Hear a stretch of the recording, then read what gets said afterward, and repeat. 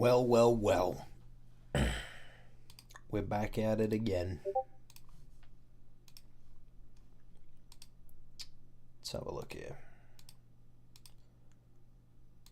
I should probably put... There we go. That can sit on the screen. Let's add a little fade to it. It's very bright.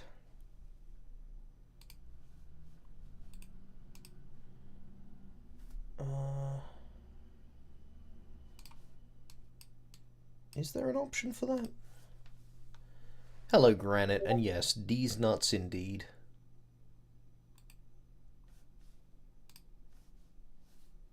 I don't know if I can actually change the opacity of it.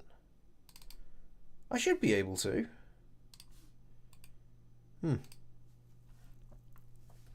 Broly Abridged was really good and what got me to subscribe. Thank you. And hello, Beastie Boy 011. What's up is it's the 1 year anniversary of Broly Abridged. Oh, which is crazy because that means it's like well over the 2 year anniversary of me working on it.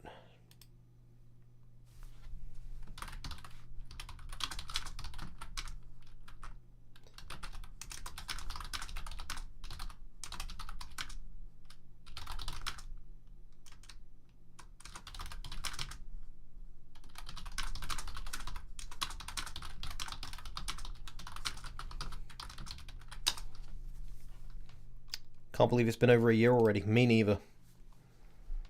Me neither. It's honestly crazy. It's been like a whole year.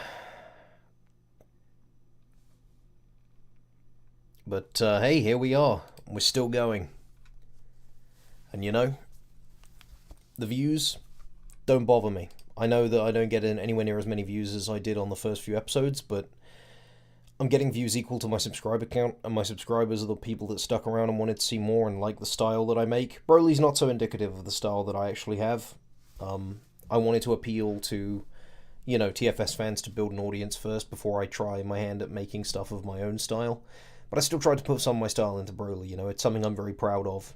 And it's why I really learned to edit on, which is why the start is so rough. But I'm proud of myself and I'm proud of everyone else that worked on it. Took 14 months to make. Badass. Thank you, Blue Jacket.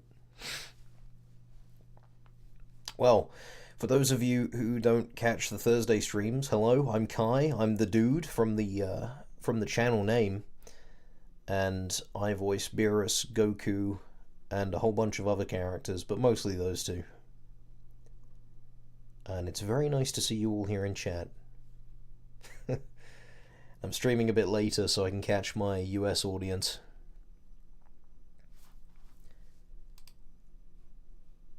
Hello, Moon Prism. It's good to see you as well. I should actually check if Anna's around, because I'm sure he'd be happy to join me.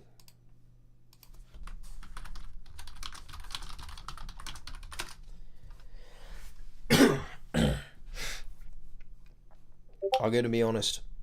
The 1 year anniversary came out of nowhere. And I hadn't planned, like I had ideas floating in my head, but oh man, it's been such a weird couple of months. It really caught me by surprise. So I don't have anything planned. So I figured I would just stream and just say hello to everybody.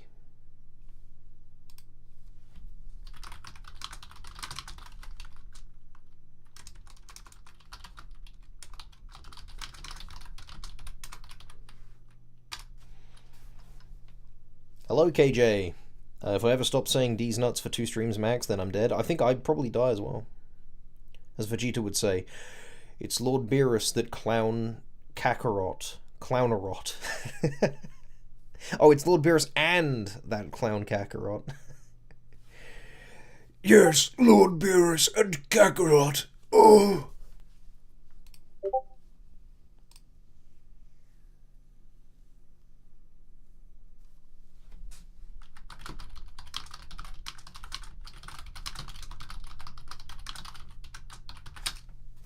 Anna is busy, unfortunately.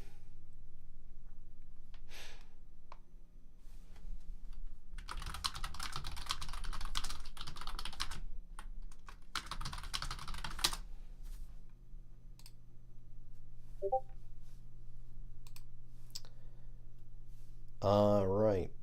Well, I gotta come up with something to do, huh? I mean, I'm happy to just sit here and chat. If you, by the way, if any of you have any questions regarding Broly Abridged or DBSA Abridged, please do ask. Wait, it's Vegeta month? My pride! Oh, my pride! I get a whole month for my pride!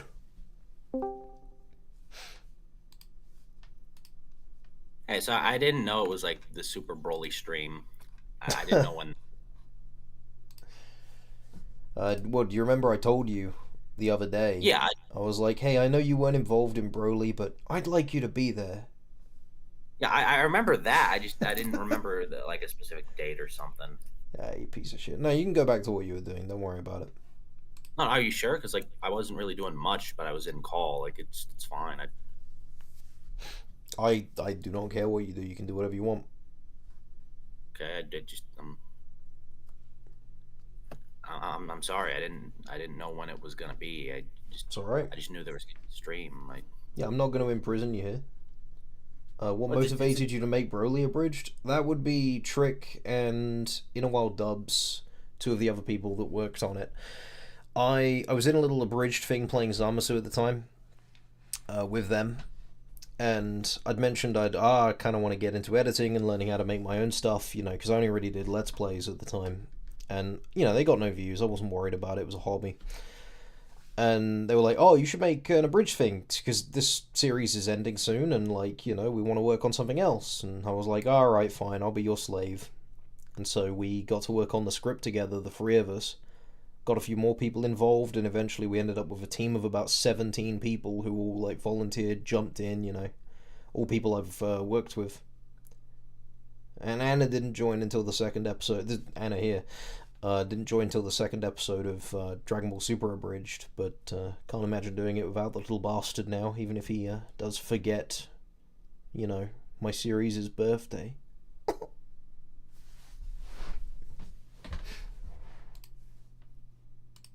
I have terrible memory. Let me get my actual good audio equipment set up. Now, like I said, you don't have to stick around if you're already busy. I wasn't like too busy. We were in the midst of waiting for like something, so I can stick around for a while. Daima debunk Frieza saying Super Saiyan 4 is not canon. I mean, that's if you. So here's the thing, right? You gotta go watch your siblings? It's all good, man. You got responsibilities. You take care. The thing about Daima debunking the Frieza comment is it debunks it if it were in the original canon. But obviously, my abridged canon is its own canon separate from everything else. In the same way that the TFS canon isn't conflated with the original, series' canon. Like, you wouldn't say, oh, well, TFS wrote this way, and it's not like that in Dragon Ball Z, the original, so they're wrong then, it's debunked. You know. And by that same logic, and to be honest with you, I don't consider Broly to be canon to DBSA anyway. If I get to the end of Tournament of Power, which I'm planning on doing, I'm quite tempted to redo Broly Abridged again to fit in with the canon of DBSA. Because Broly was only ever supposed to be its own thing. I was never going to do Super afterwards. I was like, yeah, I do this one thing, and it'll be a fun little, experiment I can learn. And it picked up, did really well. All the people that worked on it really liked it and wanted to do more, and I was like, yeah, you know what? I kind of like this. So I started work on episode 1. And came at it with a completely different kind of idea and approach, and I wanted to make it my own, stylistically, tone-wise. Would you make a abridged version of Dragon Ball Superheroes if you had the opportunity to do so? There are two major roadblocks with that. One of them is definitive, and the other is less definitive. The less definitive one is copyright. I would want to leave it until that movie is at least 5 years old to try and avoid the copyright issues that Joyride Entertainment had with the Broly movie, because they abridged it first, and theirs got taken down. Speaking of which, I've hung out with the Joyride boys. They are really nice. Definitely go check out their work. They're very funny. And the second huge issue with Superhero is that it's animated in 3D. editing lip flaps with 3D animation is really, really hard, to the point where Broly took me 14 months to make. I think that would be a drop in the ocean if I were to do Superhero. Superhero would be ridiculously hard to do to the level of quality I'd want to do it. Not to mention, I have no idea what I'd do for the narrative. I really hate Superhero. It's one of my least favorite Dragon Ball movies. I wouldn't say it's as bad as like Bio Broly, but you know, it. I like Gamma 1 and 2, but I hate what it did to every other character. I don't like Beast Gohan, I don't like Orange Piccolo, I don't like, you know, Cell Max, and him being second form Cell, the ugliest one, and him not being sentient and being able to speak. Like, you lose so much, you know, potential for the narrative from that. Even Dragon Ball Evolution. I can enjoy Dragon Ball Evolution for how bad it is. I can't do that with Superhero. Superhero fills me with a horrific sense of apathy. Especially because I dislike the moving towards 3D animation. 3D animation snuck into, you know, the Beerus movie, Battle of Gods, and that segment. I mean, I don't know if you noticed, I cut that whole 3D segment out of, you know, DBSA because I thought it looked so ugly. It's like PS2 graphics. And then there was a 3D segment in Broly, which I also cut out, where they, you know, it's where they get their last forms, and there's a little bit of continuity, like, fuckery there. But I cut through it just because it's so ugly. It looks so bad. And obviously it's hard to work with and edit around. So, you know, I don't know how I would fix it. That's the third and final nail in the coffin. Because whenever it comes to abridging stuff, my approach is I'm just as much doing script repair as I am writing, you know, jokes and comedy and a narrative to it, you know? Which you can probably notice with how I write DBSA. It's definitely got a lot more... The balance between serious and comedy... If TFS is like 40% serious and 60% comedy, I'm the inverse. I'm 60% serious and 40% comedy. And I get some shit for that, for like, oh, I'm being too serious, you know? But, you know, who defines what makes for an abridged piece of media, abridged content? No one. It's just abridged means just a shorter length of writing. It doesn't have to change the tone at all. I mean, generally abridging is where you summarize. And so I like writing with a little bit more seriousness. I like strong emotional beats like that, which isn't to say that TFS didn't have them. I think they balance their comedy and seriousness very, very well. It's just about a person's individual style. I hope people appreciate how I write. Because I don't think there's anything wrong with it. I also think it's a bit jarring, though, from people coming over from TFS, because it's not what they would expect.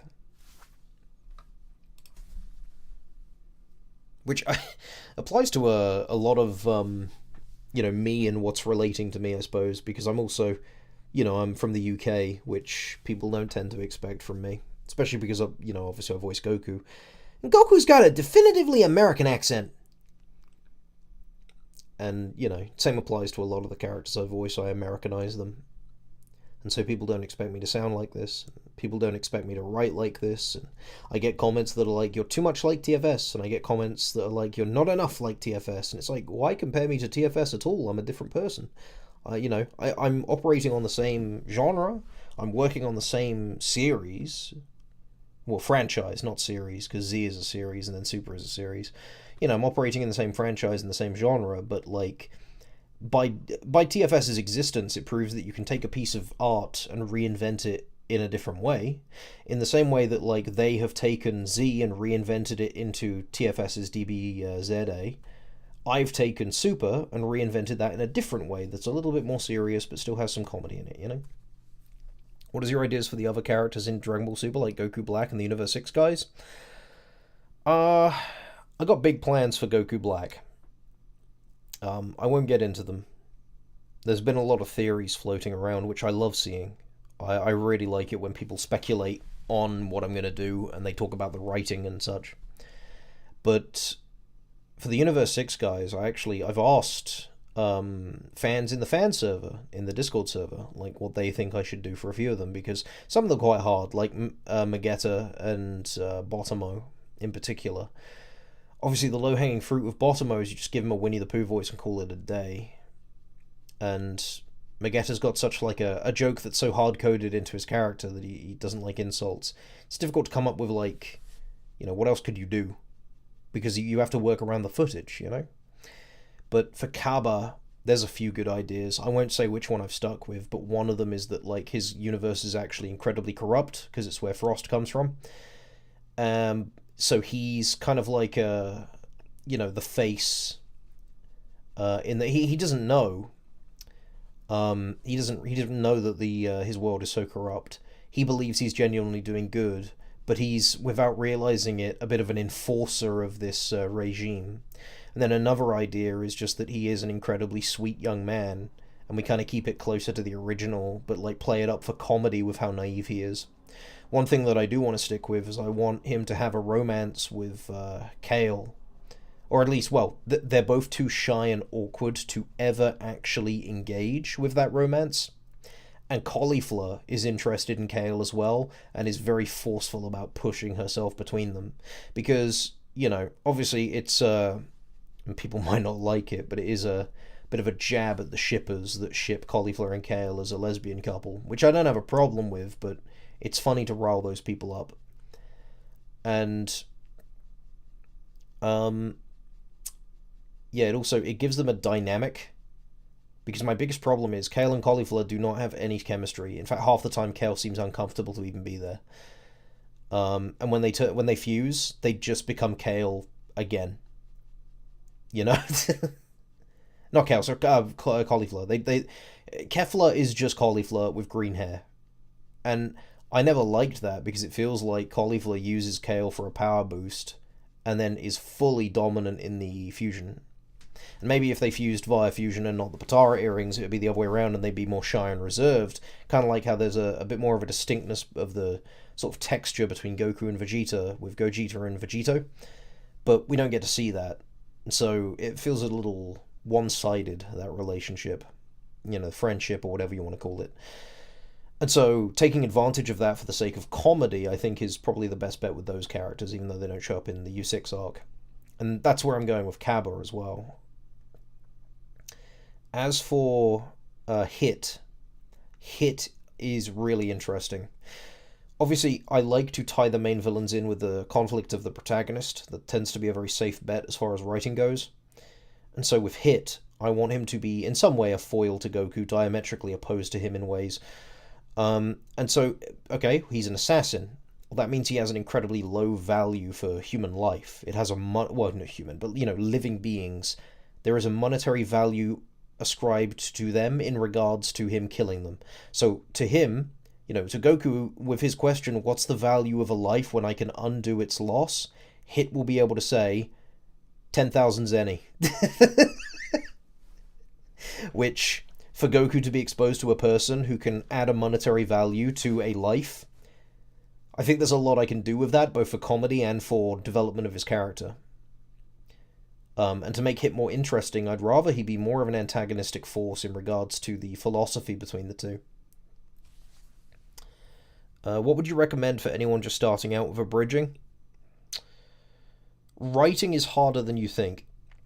The best advice I can give you, doesn't matter if your editing's bad, it doesn't matter if your voice acting's bad, it doesn't matter if your sound design's bad, it doesn't matter if, if your script is good, people will still find merit in you. That is the first thing to get right. And unfortunately, it means accepting the reality that there is an objective metric to measuring writing. It's not decided by me or by you or by anyone else, but, and the other side of that is that you can't decide if someone likes something or not. You could make a joke, take Dende's voice, right? On a structural level, Dende's voice being goofy like that is a perfectly solid sound joke. But people have personal reasons to dislike it, which is fine. I didn't anticipate there'd be as much backlash to Dende as there was. And it was honestly quite surprising, because I based him off of, Alan, who is a beloved character from Smiling Friends, and Chills, who, obviously Chills is incredibly beloved. Burger King foot lettuce. And so, work on your writing and try and make everything structurally sound, because you will never hear anyone say, I didn't like it because it made too much sense. So, yeah, and people will pick up on every minor little mistake in your script as well from the writing perspective. Like, I shuffled a few scenes around in episode 1 to improve the pacing, and it ended up with Beerus and Whis not noticing, like looking in on Goku when Goku was not on Earth. Sorry, when Goku was on Earth, and going, "Oh yeah, he's on King Kai's planet" when he wasn't there yet. So it created a continuity error. And that comment I got like 20 times. So, try to write, try to make it make sense. So pop quiz. How much will Cabba will say Master to Vegeta? I don't know if I want him to call Vegeta Master at all, purely because Vegeta never becomes his actual, like, dedicated teacher. I think I'd prefer to use the word Sir, because the reason, it's a cultural difference, right? He calls him Sensei in Japanese because that doesn't just mean teacher, it also, means elder who is informing. And so I'll probably have him call Vegeta Sir or Mr. Vegeta. I don't know. Does Vegeta have does he have a first or last name? Saiyans don't tend to. My name is Doug Vegeta. My father was Paul Vegeta. Okay? Hmm? Am I sounding okay? I just got everything set up. Yeah. You sound alright. You might be a little bit quiet. Well, I'll turn you up. All right. I don't mean to interrupt you. I'm just... No, it's all good. Feel free to weigh in if you want to, by the way. It's easier if we make this a discussion, to be honest. All right. Mr. Vegeta the Third. Actually, I think our Vegeta, Prince Vegeta, is the fourth one. Yeah. Unironically. I believe so. Not a creative family. Destructive, actually. If you were to make an abridged version of another series, what would it be? Okay, so it depends on what my goal is. If my goal is to get views, Invincible. If my goal is to make something I really, really want to make, it would probably be Digimon Data Squad. Sonic Underground. That did pop into my head. But yeah, no, Invincible right now, especially, when Season 4 rolls around, if I could, like, time it up with that would do fucking numbers. And that's the thing, right? It's YouTube. You want to catch trends as they rise and fall. Broly was successful partially because it fell in line with a lot of big things going on in the Dragon Ball community.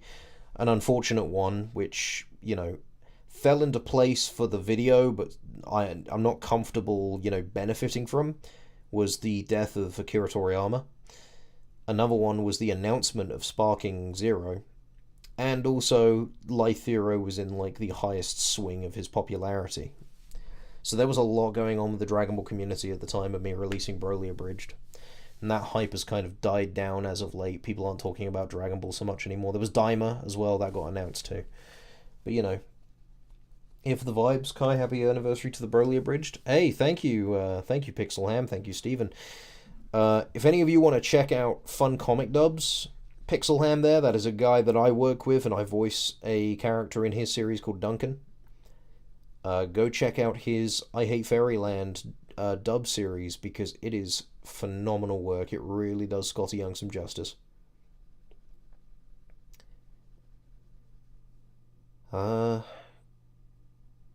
Yeah, that's all the questions so far. But yeah, so Invincible if I'm going for popularity. Data Squad if I just want to make something that I want to make, Which I'd want to make Invincible Abridged, don't get me wrong, but, like, I know Digimon Data Squad Abridged would not get views. And, I want to be successful in life and make some money. I like taking my girlfriend out to nice fancy dinners and such. Help pay the bills. I guess that's a secondary concern to the fancy dinners, of course. And also, occasionally I like to give the other people on the team a nice little bonus. I have a theory that Vegeta will actually kill Golden Freddy Freezer in this abridged. Well, you have to wait till episode 9 for that. It's something that was deliberated heatedly and aggressively in the writing room. Do we have Vegeta just get the win, or do we stick with the time travel bullshit and make it work? When does the episode start? What episode? Like, do you mean when does episode 8 come out? Because it's currently in production. I have no idea when it will be done. I'd give it till like the end of the month, start of the next month, because right now, we finished Sonic Underground, we finished the writing for episode 8 and episode 9, and we're currently getting voice lines in, and half the cast have delivered on voice lines so far. Though I suppose stick to the time travel thing and make it funny. Well, I can make it kind of funny, but so I was the advocate for keeping the time travel, because originally I was like, oh, I don't want to keep that, but then I thought about it and I was like, hang on a minute. With the time travel thing, I can tie it into Goku's character arc, and I can tie it into Vegeta's, because if Vegeta kills Frieza this early, his arc's done. I must be mistaken on what this is. I thought this was a release of Broly. Broly's out. It's the 1 year anniversary, dude. Like, you're late. You can go watch it right now. It's up. It's sitting at like 1.6 million views. You can add another one, dude.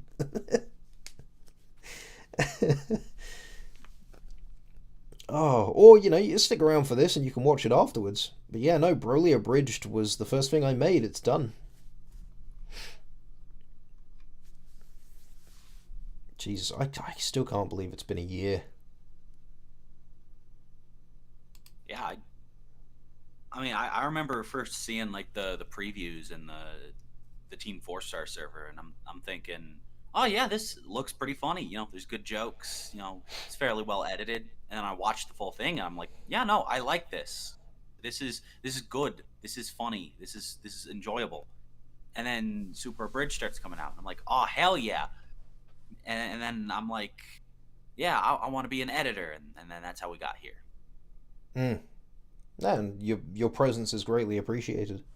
Maybe a basic question, but what is your hot take on Dragon Ball? Oh, I got so many spicy ones for you.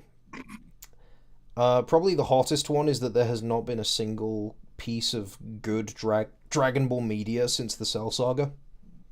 Consistently good, I mean. Because, okay, I like Battle of Gods, but it's got issues. I like Broly, but it's got issues. Super Broly. Superheroes, didn't like it. Dragon Ball Super? Okay, well, let's go through the arcs. The first 2 arcs are just copies of the movies. Let me tell you something. Resurrection F is fucking horrible. It's so bad. I'm really proud of the work I've done with his 3 minions in that one, Tagoma, Sorbet, and Shisami. Because there's nothing to them in the originals. They're all just evil guys. And then one of them gets taken over by Ginyu in the anime, which I didn't even realize didn't happen in the movie. He dies really early on. Then you've got the Universe 6 one. It's fine. Drags on a lot. Characters aren't that interesting. And then you've got Goku Black Arc. So much potential, and it's Zamasu again. You know what I mean? It's the same guy twice, and all he does is monologue. Don't get me wrong, I love hearing James Master's voice, but there's a limit. And then after that, you've got Tournament of Power, which I hate that arc so much. Every character gets shafted, every character gets wasted, Android 17's power level gets massively inflated to make him relevant to the fight. But Krillin, 18, Tien, Roshi gets a nice little send-off, but by that point I was so done with it, man. Like, he's fighting some bird guy that I know Goku could flick once and beat. Just, it's got good moments. That's the one thing about Dragon Ball, is that every single piece of Dragon Ball media has like a good moment. Like, Broly, sorry, not Broly. Battle of Gods has just all the Beerus scenes. Beerus is fantastic. He's my favorite Dragon Ball character now because of his you know, how he was utilized. His characterization, everything about him. He has since been assassinated into the fucking ground by the series and then the manga. But in his initial debut, oh, he was a force of nature. His personality, his design, just everything. He fits in with the cast so easily that I can't watch Z without having a momentary like, where's Beerus? And then I remember, he's not from the original run of Z. He's not here. And then I miss him. Whis is cool too. But yeah, no, so, you know, and then in Resurrection F, Vegeta getting his badass moment, even though it gets snubbed at the end, but just, you know, hardcore walking down Frieza and clobbering the crap out of him feels so good for my favorite boy. Universe 6 arc has Cabba. Cabba's debut was fantastic, and then he gets wasted immediately afterwards. Just never comes back with any relevance. Goku Black had so much, like, potential to it. James Master's voice and acting, you know. The return of Future Trunks, even though he was fucking wasted as well. So much potential to it. And then Tournament of Power,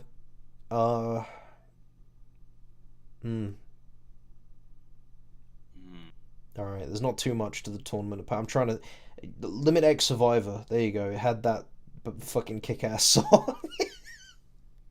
The animation was a bit less shit.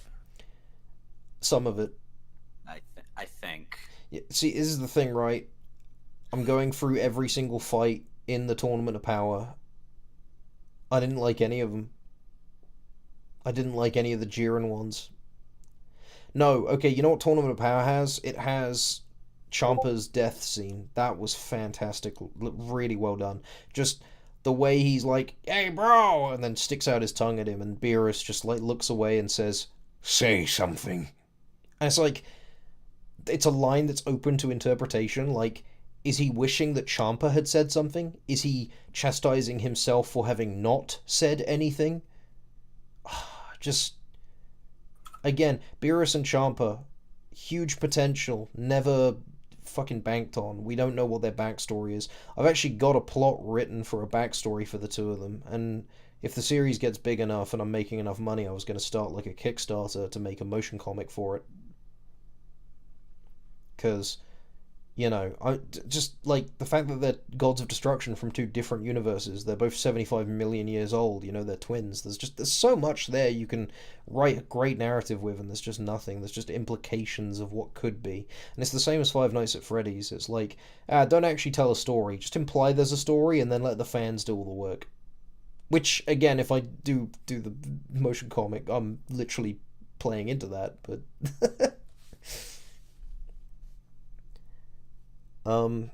yeah, Broly Abridged has some incredible animation to it.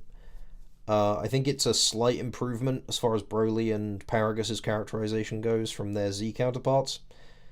Obviously, I tried to take that a step further in the right direction that it was already going in. And Superhero doesn't have Goku and Vegeta in it. It's nice to see the other cast doing stuff, even if it kind of sucks. So, you know, everything... Oh, and the Buu Saga. Vegeta's sacrifice. It's got that. Oh. Yeah. Daima is well animated. That is the only good thing I have to say about it. I fucking dislike Daima so much. I tried watching it. I got 7 episodes in. I fucking dropped that shit. I got 2. And then I was like... Damn! Yeah, I wanted to quit after the first one, but I was like, no, I'll give it another chance. And then I was like, I shouldn't have done that. This is booty cheeks. The first episode is just 2 characters sat in a room just recounting the Buu Saga to me, like going, is that Majin Buu? Is he booing out right now? I didn't like it. It seems to me like an excuse to just reanimate the old stuff. Well, the fucking animator said that he wanted to redo all of Z like that. Oh God. So just, I think if we're gonna try reanimating Z, let's try remastering Z and well first, you know. But that's a topic for another time. Point is, Daima is not enjoyable. Yeah. Well, I mean, as a visual spectacle, it is, but then I don't like the designs of the characters being kids. I I'm kind of meh on the visuals. Like it's Oh! good. Oh, hang on a minute. Wait, there's GT. GT is technically after the Cell Saga. GT has end I like credits. the music. The good thing about GT is that it ends. That's what Frank said. In the fire Shenron, he's cool.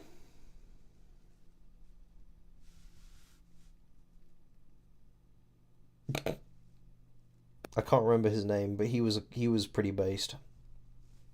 I just call him 4-star Shenlong. I name him after the numbers. I can't be bothered to learn their Japanese names or their English names. Japanese names I don't know how to fucking say, and the English names are too stupid for me to want to say.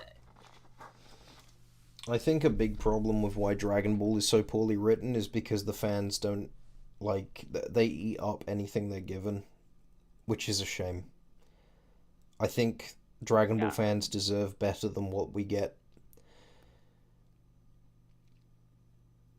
Yeah. For me, I was hoping Daima would be, you know, pretty good, but as I learned more about it and as I actually watched it and heard more about it, and then we got to the point where that showed up. I'm not sure I can say what, but you know, I'm just not gonna bother with Dragon Ball anymore. Like, Well, if modern- it's what I'm thinking, I'm gonna spoil it anyway. I'd hate that they canonized Super Saiyan 4. yeah, it from Look, what I understand, I- it came out of I nowhere. know loads of people liked it, right? I know loads of people like Super Saiyan 4. I know loads of people like Super Saiyan 3, alright? And that's fine. You can like it. But I'm saying from a technical design perspective, they are both booty cheeks. Fucking the Grug the caveman form and, oh, you know what? Gay monkey. Like Super Saiyan 4 does not fit in with. It shouldn't be called 4. It should be its own form. You know what? Most of my problems would be solved with it if they called it like Super Saiyan Monkey Mode. Don't put a number on the end. Don't associate it with the golden hair forms, because at least with 3, it follows a through line. If they added eyebrows to 3, I'd have no problem with it. It's just the eyebrow removal that kills it. Like, you know, you got Super Saiyan 1, gold hair. Super Saiyan 2, gold hair and lightning. Super Saiyan 3, gold hair and long and lightning. Super Saiyan 4, monkey with eyeliner. What the? How did we get here? Apparently, it wasn't meant to be a Super Saiyan. It was just named that out of convenience, but I don't remember where I heard that. I don't care, didn't ask. Well, I was just explaining why it's like so different. Yeah, no, also your mic is crackling. Oh, It's just the occasional, like... oh, I kind of have a hot take, which is that it was best that Vegeta didn't kill Frieza in Resurrection F. Was it badly executed? Yes. Should it have been Vegeta kill Frieza? No. I don't necessarily disagree with you, but I want to know why, what your logic is. Why is it bad that it was Vegeta that... Well, sorry, why would it have been bad if Vegeta had killed him? Super Saiyan demigod. No, because it doesn't even fit in with the idea of being a god, because the idea is it's them adopting the Ozaru, and it's blah, blah, blah, blah, blah, which doesn't make any sense anyway. The Ozaru is like a measly 10 times, modifier. Goku can shit a 10 times modifier out of Kaioken. You're telling me if you refine this dog shit transformation, it becomes stronger than Super Saiyan 3? I don't buy it. Super Saiyan 4 was just there to be like, whoa, oh my god, he did the Super Saiyan 4 thing, and that's all. Yeah, Daima was honestly fan service. Just lots of fan service. Also, hey Josh.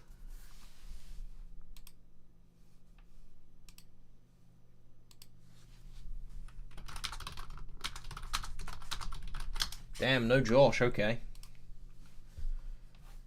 He's muted. Sorry, There he my is. Discord just kind of died. Look, everyone, it's the ship computer. Hey, it's me. I speak in Spanish. Say the line. Sucio simio. Sucio simio. Voy a destruir la nave porque te odio. Oh, it's good fun. I was muted because I was just listening. You were listening to Uncle Kai do his little ranting. Yeah, it's nice. It's nice to have in the background while I try to fix my computer. What's wrong with your computer? Nothing really. It's just Okay, problem solved. Let's go, boys. It's not the computer itself. It's the Epic Games launcher just decided to not work. So I've been trying to figure that out. Also, it's nice to learn about Dragon Ball. I don't know a lot about it. Yeah, it's alright.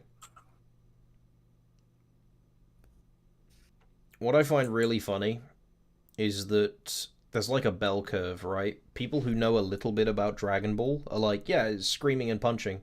People who know a lot about Dragon Ball are like, yeah, it's screaming and punching.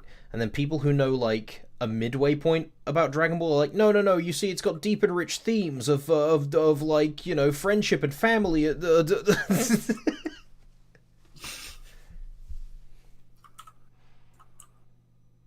Monkeys go monkey mode. We'll have to give this one a miss. I'm a super weird fan. I've actually not seen Broly Abridged yet, waiting for Super Abridged to end. Okay, before you go, if you're running away, wait a sec, let me justify it for you. Broly Abridged does not follow the continuity of Dragon Ball Super Abridged. Broly Abridged was its own thing, and I never planned on making a series for Super. But I liked it so much that I was like, hey, you know what? I'm gonna, like, you know, this was like a sort of like non-canon pilot just to experiment and learn how to abridge stuff. Super Abridged is going to be its own thing with its own tone. So you can watch Broly Abridged and it won't ruin anything in Super Abridged, because when I get to the end of Super Abridged, I'm probably going to redo Broly with, you know, that continuity in mind. So you're fine to watch Broly Abridged. Just keep in mind that it was me learning. I mean, his entire life of being... that's awesome to know. I thought you were doing a prequel type thing. That's awesome to hear. No. Like I said, it was just... I was like... I was planning on just doing Broly as a one-off. And then I was like, hey, I actually like doing this. And so I started doing the series, and I treat them both as... Broly Abridged is a non-canon kind of little fun thing. So you're all good. Unfortunately, it's very hard to communicate that with people en masse, so a lot of people probably have the same confusion as you. But, yeah, to be honest with you, I think Broly Abridged works as a really great precursor, because you get to see, like, jokes that I develop into in Super Abridged. The No Consequences one is, like, a full-on punchline in Broly Abridged, whereas in Super Abridged, I've turned that into basically Goku's character arc. And him getting a character... Oh, sorry, I've missed one of your messages, Granite. I mean, his entire life has been being ruled by Frieza, and him killing him in F would have felt very, very anticlimactic. I think it depends on how it's done. And I also kind of like Vegeta's little arc of him being imprisoned by the past, and him getting a character arc of letting go of the past, like Beerus once said, I think. Also, Vegeta should kill Frieza on the next arc as a way to visualize him being freed from his past. Vegeta should kill Frieza on the next arc? What, in Universe 6? Do you mean Frost? Because Frieza does not show up in the U6 arc, does he? Am I crazy? Yeah, he shows up at Tournament of Power. No, it's only No, Frost. no, manga arc. Oh, I got you. Yeah. Black Frieza arc. Gotcha. Oh yeah, Black Frieza. Monkey, I can say. No, Frieza, don't say that. You can't stop me, you dirty. It's funny because Josh is black. Ducks my shade of melanin. How dare you? I'm getting out the color chart. Oh no. Hello, Achilles. How dare you invoke that ancient ritual in my chat? Oh no. Well, if you can't beat them, join them. White police officers melanating. Buzz of bloody Brit.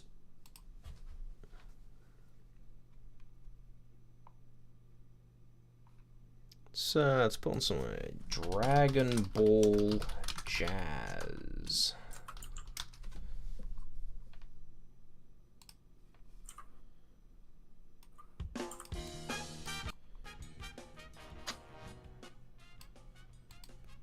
Yeah, there we go. That's nice.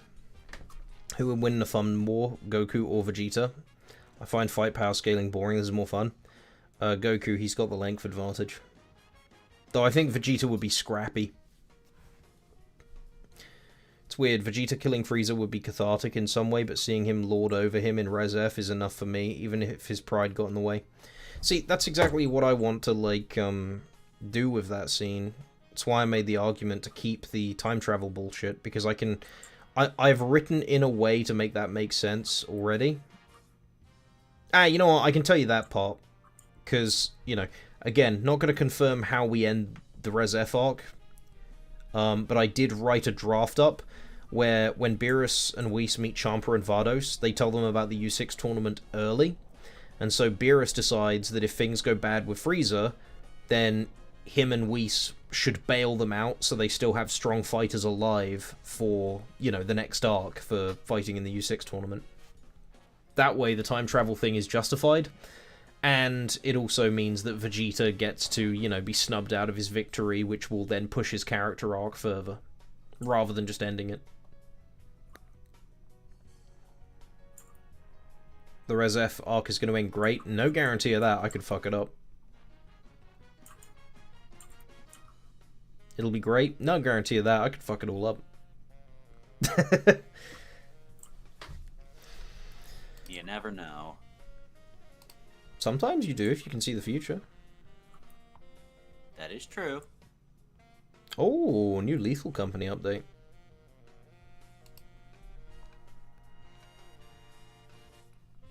One thing I feel like with Dragon Ball fans, specifically modern Dragon Ball fans, is they care more about aura hype and power scaling instead of good writing. Absolutely. It'll be better than Broly? Come on, man. Achilles, I want you to know that you've deeply hurt my feelings earlier.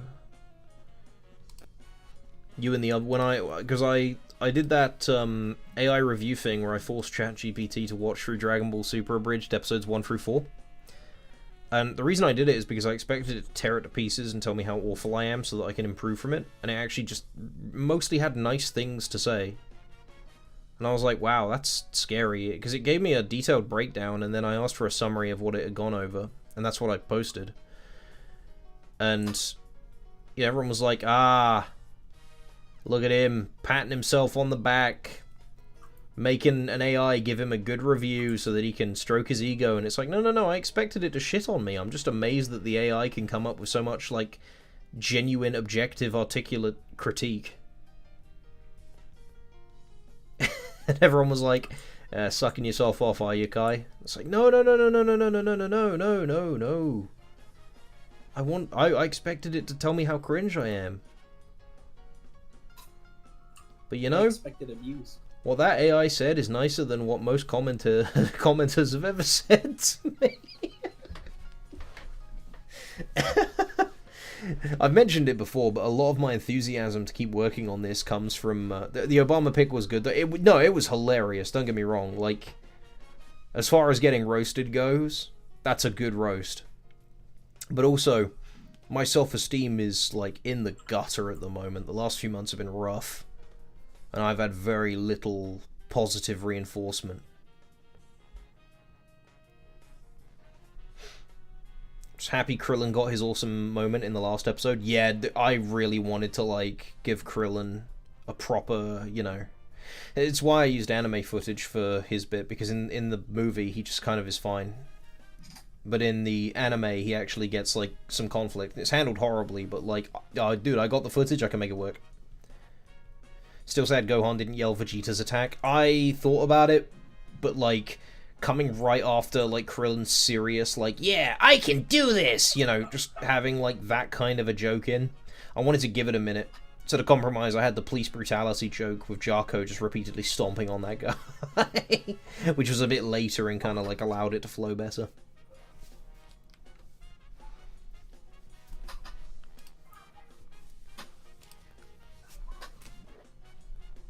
I'm not great at positivity, but you're doing great. What's important is you keep doing what you find fun.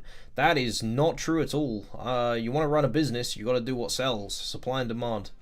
And besides, if you have fun bringing people... Wait a minute, hang on. This is Dragon Force. This is not Dragon Ball. Get out of here.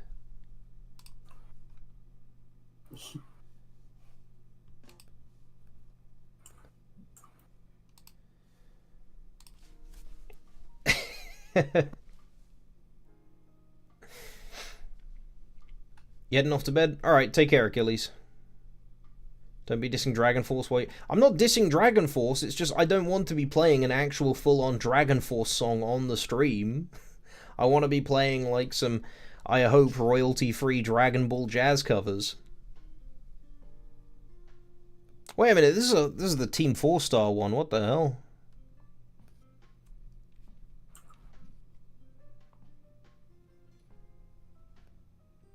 Yeah, well, it's fine.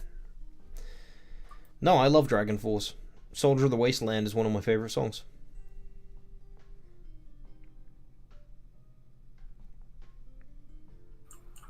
I'm sure there's a jazz cover of Through the Fire and Flames out there in some universe or other. There's probably... Oh, let me go have a look.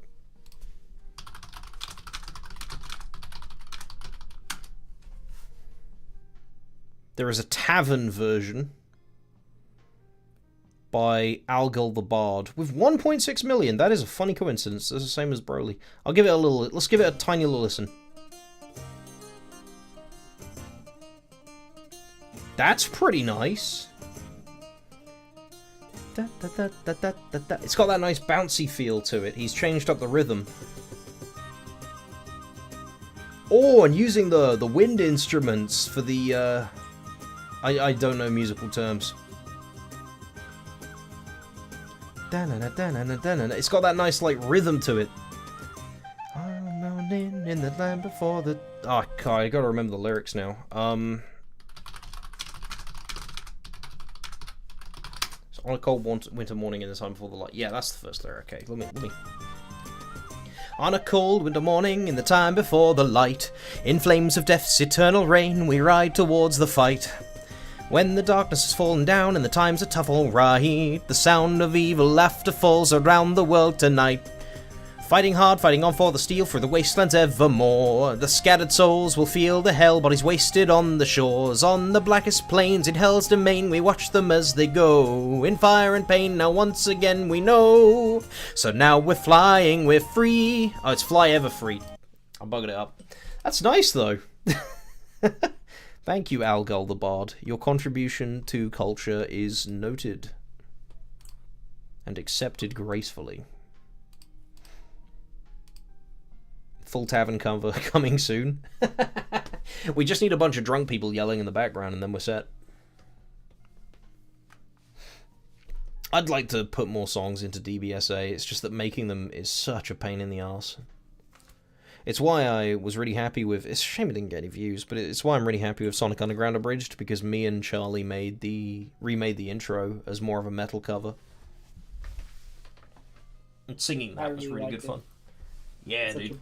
Dude, Sonic Underground has such a uniquely fantastic intro.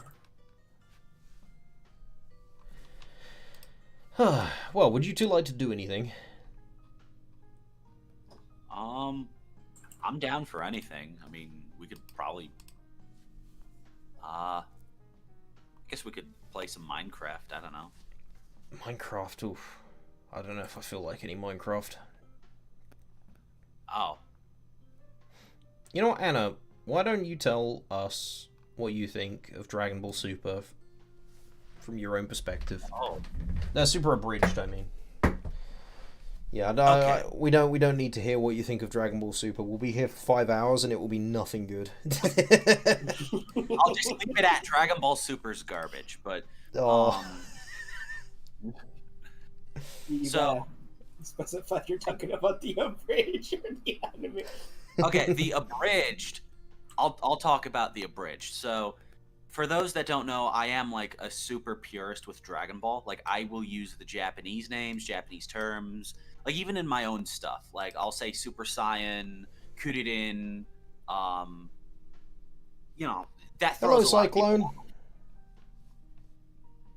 But from my perspective, Dragon Ball Super Abridged is a nice refresher. Like, because even if it doesn't even if it's not using like Saiyan, Kuririn, etc., like it's a joy to watch. You know, I can put that aside. But mainly, it feels like there's actual substance being. The put first into- thing he does... Oh, hello, Striker. The first thing he does is shit on me for not using Japanese names. Can you believe I'm not it? shitting on you for it. Yeah, you know, it's Everybody alright, but it doesn't say Kuririn. Which... I can't even say Everybody that uses the properly because of my American accent. Kuririn. Everybody. I know why y'all use the Kuririn. American term. That doesn't bother me. Like Kuririn. everybody uses Kuririn. American names. TFS used American names, so like I was just setting the stage for like my perspective. But overall, it is nice to watch. Having tried to watch Super and having been unable to get through it, I actually find myself like excited for new episodes, even if I'm working on them, because it's nice to see Super like done well. Like it's nice to see it, you know, enjoyable. Plus, Super Abridged is very funny. I like that the approach to Goku is, yeah, we're looking at this through the lens that everybody else sees. You know, Goku bad dad, but there's actual dissection to that. There's an actual character to that. It's not just Goku's a prick, which is something people struggle with when writing the character. They just make him an asshole. But here, he's not really an asshole. He's a guy with a lot of issues, and he's having to Well, work through those. I disagree. I'd say he is definitely an asshole. My goal was to, like, give an actual character reason for why he's an asshole. Like, something that bothered me about Yeah. Luke Skywalker in The Last Jedi is, okay, he's a miserable old hermit. Why is he a miserable old hermit? He is. It's like, okay, I'm okay with making Luke Skywalker a miserable old hermit if you can justify it properly with the writing, but they didn't. And so I wanted to, you know, do that with Goku. Why is he an asshole? Why is he a bad dad? The Boo Saga fucked him up in this continuity. It's part of why I think making the history of Goku video is important. Because it's going to, like, explain to people who struggle to follow along with the subtle hints I put in, like, exactly why Goku is the way he is in DBSA. Yeah, but like, I enjoy this characterization of Goku. I enjoy how Beerus is tied into that, and how he himself has been through what Goku's been through. I enjoy everybody else. I like Vegeta, his old quest for worthiness. I like Gohan, his perspective on Goku. Really, everything's pretty strong, and you know, voice acting is top notch. Everybody delivers fantastic. Fantastic Yeah, you know, performance. most of us. I think that Kai guy kind of sucks. How dare No, you? no. How dare you say that? I'm saying everybody's good. That includes you. Who drew the cover for this? So the Broly Abridged thumbnail was concepted and sketched by me, and then the actual art was done by Yellow Cyan, who I will get his socials up actually, because he is an incredibly talented artist who I would recommend for his very distinctive style. And his commissions are open currently, so I believe he's also got a bit of a sale going on, so if you have a little bit of spare cash and you want some beautiful artwork of anything in particular, let me tell you something, he has done so much great art for me. In fact, if you'll allow me my dear sweet chat, I'll show some of them off. Because obviously there's Goku, Gogeta, Broly, and Frieza. But if I go into my D&D character art folder, let's have a little look here.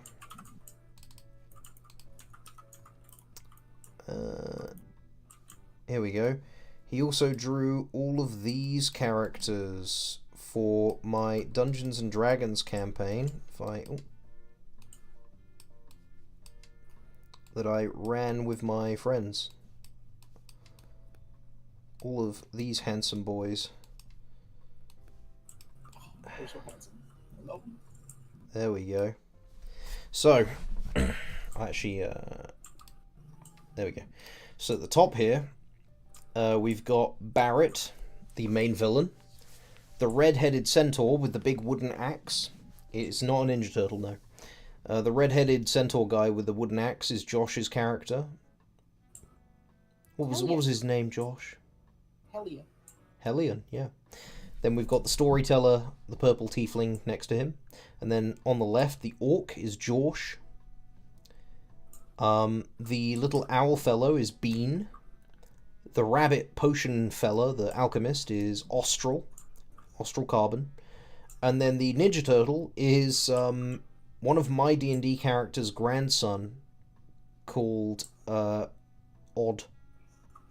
Vossler. Is it And I'm very attached to them. His shell's cracked. So Barrett's whole deal, the main villain, is that he ran a dojo up in the mountains. Let me put it back on, actually, then, if we're going to talk about it. Barrett ran a dojo up in the mountains that was all about, like, self-improvement. And so loads of people wanted to go there because it trained some of the greatest swordsmen, martial artists, archers, whatever. If it was a martial skill, you would get trained in it and you would come back as a world-class master. And so, Odd went there. He took the pilgrimage up the mountain to the dojo called Heartstone. And there he tried to gain entry, but a Bahir was the first barrier to entry after the climb. So, not really. The last barrier to entry, I suppose. And he couldn't get past the Bahir. He'd fight it every day, and it would kick his ass, and then he'd, rest and sleep, and then he'd try again.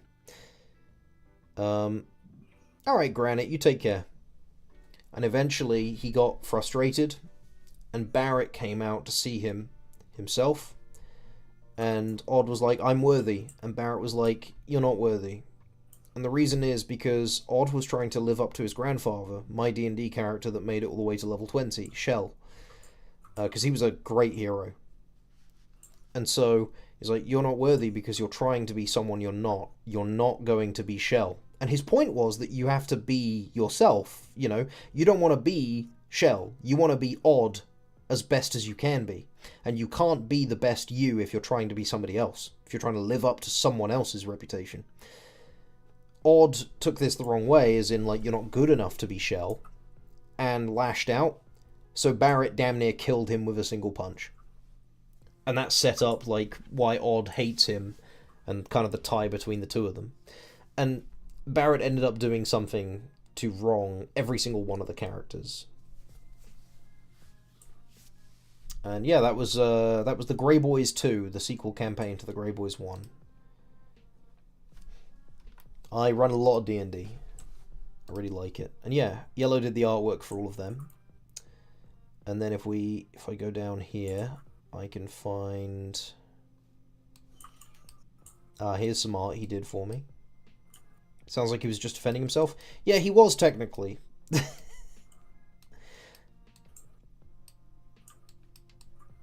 Yeah, this is a bird character that Yellow drew for me. Really love him. I did a bit of recoloring myself.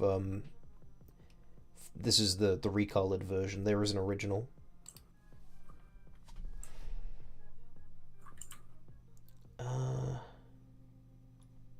Oh, this isn't Samurai Jackass Burb. This is not art Yellow did. This is art I did for my friend Finn. I'm just really proud of it, so I wanted to show it off. because I quite like drawing myself. This is Herald, who is for an upcoming campaign, Tyranny of Dragons, with a heavy rewrite, because I do not like Wizards of the Coast's writing. Love it. You're quite talented. I like your drawings. Oh, thank you. I like you. Let's see. Speaking of Josh, actually, Josh drew this character for me, Juniper. Oh, that's an old one.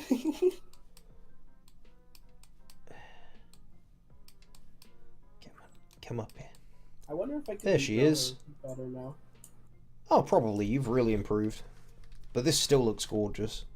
I like how you can tell that there are massive titties trying to break free in there. That was a very specific request you made. What? No, I wouldn't. Oh, my memory must be faltering. What is bro doing right now? We're talking about artwork that we've done and D&D characters we've played. Here's another one. This is Varys, one of Finn's characters. This was done by Yellow. In and out of his armor. I love Varys. Varys is a great character. We kind of segue into talking about D&D characters because we mentioned how Yellow is a wonderful artist. Yeah. Since This someone one asked. This one here is Rico. Love him. I love Rico. He's my Spanish pirate tiefling. He's a swashbuckler rogue. And one of my favorites is another minor villain in the Grey Boys. Is 115, the reanimated corpse of Bean's father. Except he doesn't have a soul. Look at that. Rico needs chest hair? No, he shaves it so that he's more oiled for the ladies. It weighs, if his chest hair got wet, it would weigh him down in the water. That's true. I enjoyed this one. No reason. Yeah, so Bean's father, Squeaky, died. He was in fact, it was Ben. My friend Ben played Squeaky, and then he played his son, Bean. And so Ben getting to see his character, Squeaky, reincarnated as a fucking, brass, steampunk zombie automaton with no soul, pure evil, was really fun. And then, here he is. Shell, my boy. Shell, oh my god, Shell, hi, oh my god, Shell, Oh, hi. I love him. Any anti-hero characters? Yes, actually, the King of Capital, Leopold. He's a half gold, half blue dragon, and he was too young for the crown when he inherited it after the last king, a gold dragon called Aurum, passed away during a fight with the Tarask. And so it ended up kind of weighing too heavily on him.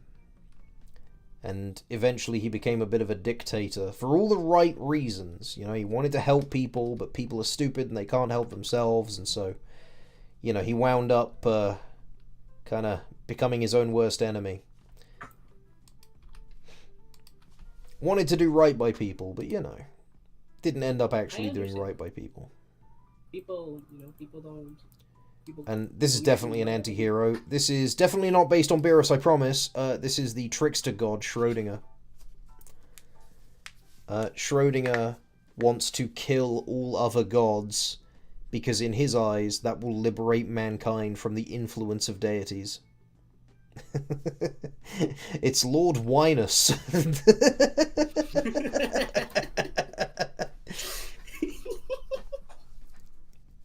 Yes, I gave him one of these sorts of voices. Are there any pure evil characters? That would be 115, the robot owl. He is pure evil. But if we're talking player characters, let's have a look.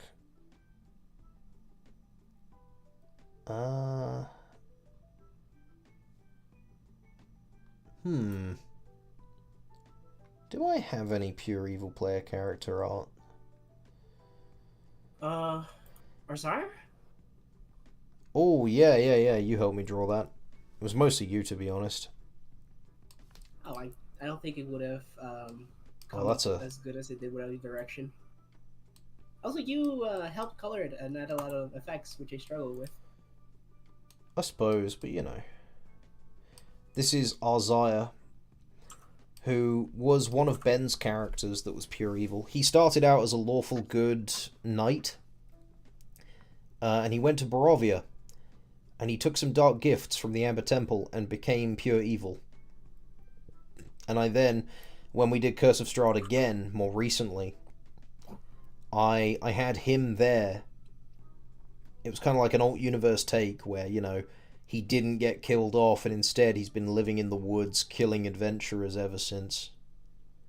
He was such an intimidating character. I love how you introduced him at the start of the campaign. Yeah, he came out and like soloed your whole team.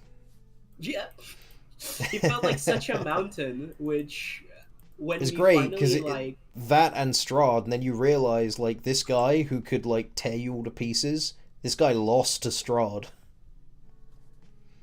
It's actually one of Akira Toriyama's favorite tricks is to establish a really powerful villain and then establish another one that they are subservient to make that other one seem ridiculously powerful, like Nappa and Vegeta. It's honestly, it was great. It's nice when I realize I'm using tricks Akira Toriyama taught me. It's like keeping a piece of him alive in how I write and how I work things, which might sound a bit narcissistic, I know. I'm not, like, you know, there's a reason why he was world famous and I'm not. But, you know, I'm glad I was able to learn something from someone as great as Akira Toriyama. It does add a lot of quality to your sessions. Especially with that, like, reaching, like, climbing a mountain and then realizing that's just like a step into like another mountain climb, like Sisyphus. It was oof. We're actually, are there any characters that are dead or injured right now? Oh man, I mean 115 died. The original Grey Boys cast are all dead. Well, except for Entropy. Hang on, let me find them, because the Grey Boys one was really good fun, and I've got the artwork somewhere.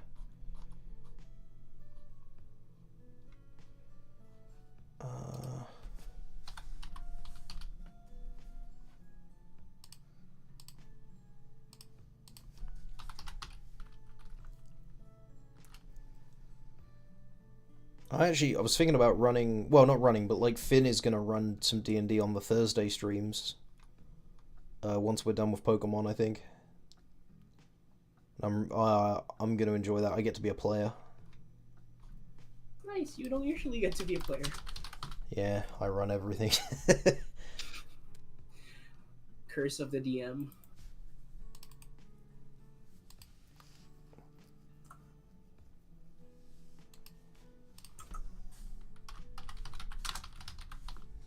Pokemon. Where's my Grey Boys art?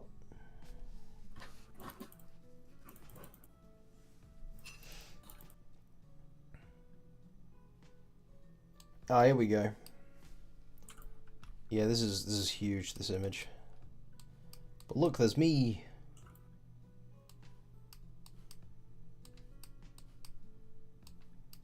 The Kai Games? Yeah, there we go.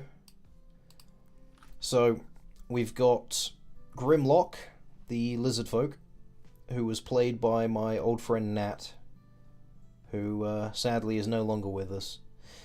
He didn't die, he was just a bit of a dickhead. Then we have Vale, who was the Drow Warlock, who was played by my good friend Zach, who is sadly no longer with us. He had a coronary artery spasm. He lived. He was just a bit of a dickhead. I was about to say I'm sorry for your loss. Nah, Nat and Zach, I fell out with them on separate occasions for different reasons. Sometimes I wasn't the best friend, and sometimes they weren't the best friends. But, yeah, I gotta be honest. I miss them sometimes. They were still my friends, even if we didn't agree on things and even if we fell out over things. Was he like Vegeta, arrogant? They could be. Nat was definitely very opinionated. Honestly, I kind of liked it. He was Swedish, and he'd have this, thick Swedish accent. He'd be like, Kai, have you seen what's going on in the politics right now? And I'd be like, no, Nat, what's going on? It's like, it's been going downhill since they gave women the right to vote. I'd be like, holy shit, dude. Well, that's an opener. Oh, Christ, he must be going on 40 now. I feel old. Squeaky down in the bottom left there. That's Squeaky, the one that got turned into the robot. Then the blonde guy with the gun. That's Finn's old character Darius, the gunslinger. And then the little tiefling there is Entropy, played by his younger brother Billy. Who, man, Billy went off to join the RAF last week. Literally, not long ago. He's all grown up now. Appreciate the time you've got while you got it, chat. Hug your mum if you get along with her. Give your dad a high five if you get along with him. And if you got something you want to be doing right now, do it. I didn't know how to edit, didn't know sound design, didn't know anything really. When I just knew how to voice act and how to write when I started doing Broly Abridged. Just get up and do it. I love how all of them were badass, and then there's this goofy ass owl. Yeah, that was the whole thing. He got brain damage because he and Schrodinger were, they worked together, but he found out Schrodinger was planning on using a lot of mortal souls as sacrifices to kill gods. He didn't agree with it, so Schrodinger, to keep his plan a secret, brain damaged him. This is what I mean by he was a bit of an anti-hero.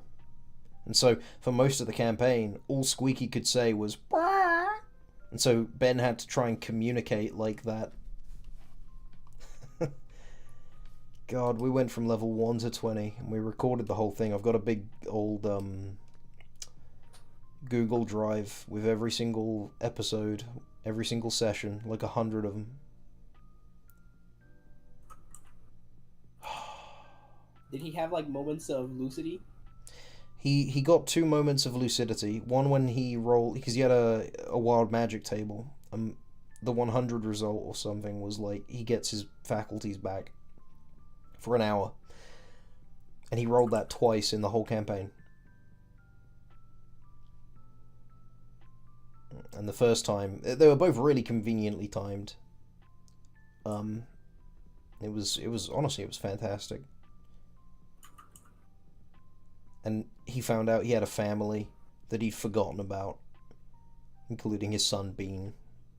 They remembered him, and he'd been missing for ages. I was so good.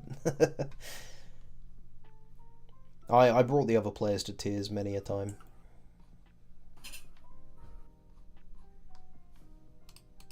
Oh yeah, I remember when when you were running the campaign before Curse of Strahd.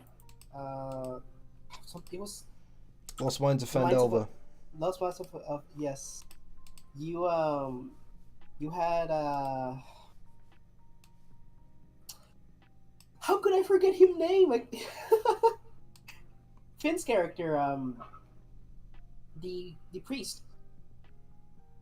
The priest? No, the cleric. I forgot his name. Cleric? Finn's character Eldrith, you mean? No, the other one. From, he was, he straight up killed one of the characters. Oh, Varys. Varys, yes. You had Varys, and you drove Finn to tears because of how well you depicted him. Oh, yeah, because Varys never really got a fair shake of, in the campaign he was from, because the DM was relatively inexperienced, and so he had this really strong idea for a character, but never got to express it properly. So I brought him in as a DM PC, and had him act on his morals and such, and had a whole thing, and Finn cried, because his character was given justice. It's part of why I wanted to become a writer. It's from running D&D sessions.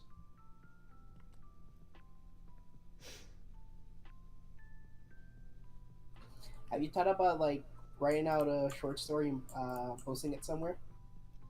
Yeah, I've done that. Where can I read them? Where can I Ah. read them? It's called Dragon Ball Super Abridged Episode 1. I've already watched Also- that. Aw. Also, there's, you basically against your will. Yeah, there hasn't been any new chapters of that. It was the 9 chapters I read is so good. It's This not is 9. This type of stories I love. There were 4 chapters, and I'm still... I did a bit of work on on chapter 5 recently, actually. But it all needs a redraft. Understood. I'll be eagerly waiting. Well, Josh, would you like to play a little bit of League of Legends? Yeah, I would like that a lot, actually. Yeah, well, I like you a lot. Oh, come on.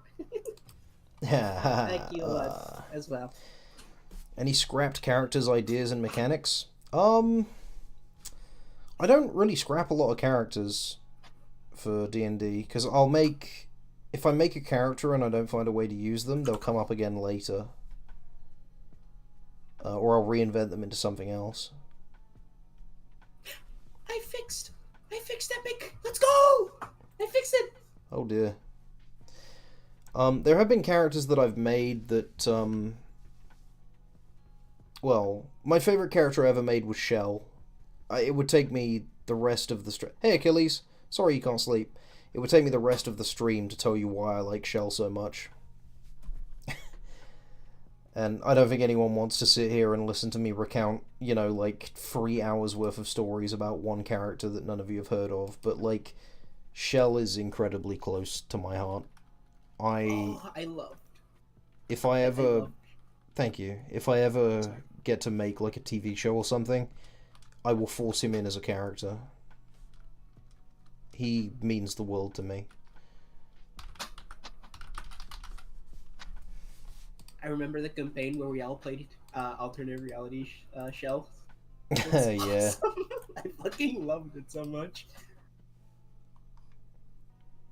Did we beat the living hell out of like a beholder at the end of the campaign? No, it wasn't a beholder, it was a, oh, what are they called?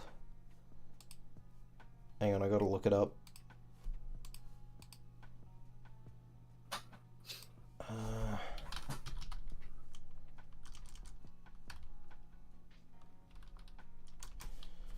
Began with an M.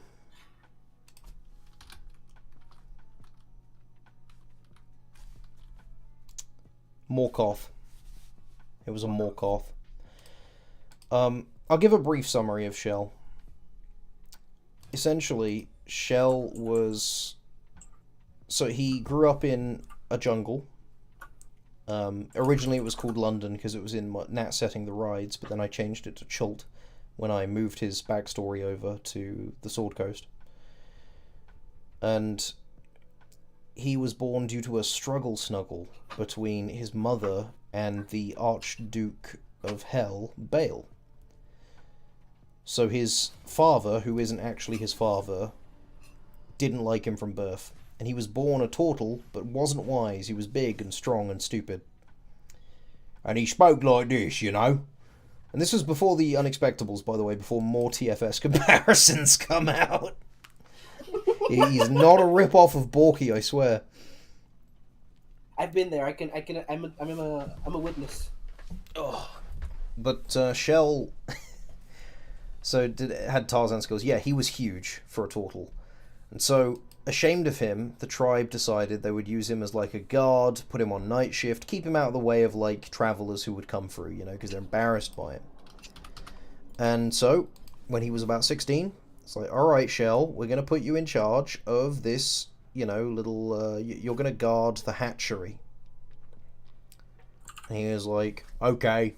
It's like, here is, so here's your rations for the night, and here's a campfire.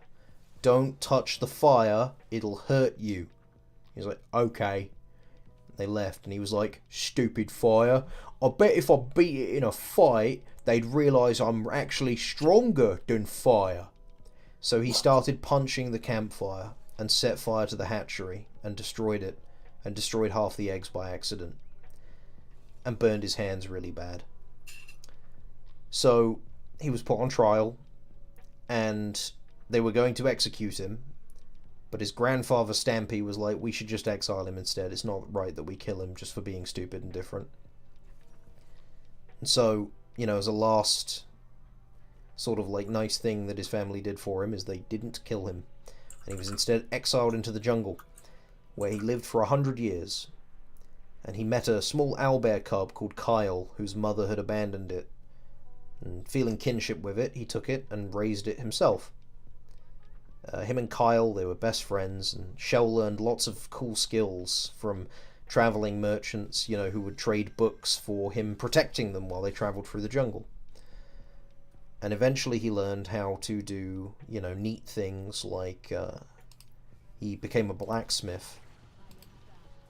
And he, you know, learned how to cook, learned how to read, learned all sorts of things from them. You know, just traveling people who, you know, oh, I'll take you through the jungle safely and protect you, and you give me a book or you teach me something. And so, eventually he was working on, like, making a really cool sword, because none of the swords he had were big enough for him. And he tended to use axes or machetes or such, because they were better for the jungle undergrowth. And so, after a while, some, you know, due to expansion going on with the cities and towns outside of the jungle, displacer beasts got migrated, pushed into his territory. And one night they attacked him and Kyle in their camp, and Kyle was fatally injured, and Shell was nearly killed, lost his one of his tusks. He was born with tusks because of his, you know, heritage, which also made him look weird. And he lost one of his tusks. And after using that tusk as a weapon to stab the last of the displacer beasts to death, he came over to Kyle, and Kyle died in his arms. And so he took the owlbear's beak and turned it into the pommel of his sword. The sword he called, by his family name, Vossler. So that he could carry Kyle like a piece of his own family with him. And so he decided to leave the jungle, because there was nothing left for him there. He would explore the world and learn everything that he could. And that's what he went and did. And he ended up defeating a Hydra, a mysterious villain who could travel through any reflective surface trying to take over the world. And he met his end in my campaign. After his campaign had ended a long time in the future, he met his end in the Grey Boys campaign, where they were all level 20. Schrodinger, his plan was to awaken the Tarrasque, and he'd succeeded. And the players didn't think they could beat it. So Shell said, you're going to need help. Go back to, you know, the City of City, which was the name of the big city in the middle of the territory, and get help. Get the skyships, get the armies, get everyone. I'll stay here, and I'll hold it off for a few hours for you. And so he 1v1'd the fucking Tarrasque for a few hours straight. Just him and his sword. Until eventually he couldn't fight any longer, and it killed him. But he bought them enough time.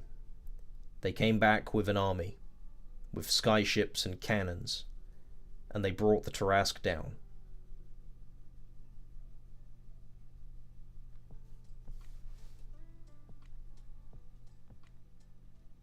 Yeah, lots of stuff in the middle, and after that he went and took up his father's place as the Archduke of Mammon's court in Hell, rebelled against him, fought in the Blood War, got a tearful reuniting with his grandson Odd, who, you know, I showed the art of earlier, trained Odd and the Orc Jorsh in how to fight better and hit things harder, and the last that has been seen of him is he'd given his sword to Jorsh, and he had created a new sword and a new identity for himself, and he'd vowed he was going to break free of the clutches of Hell.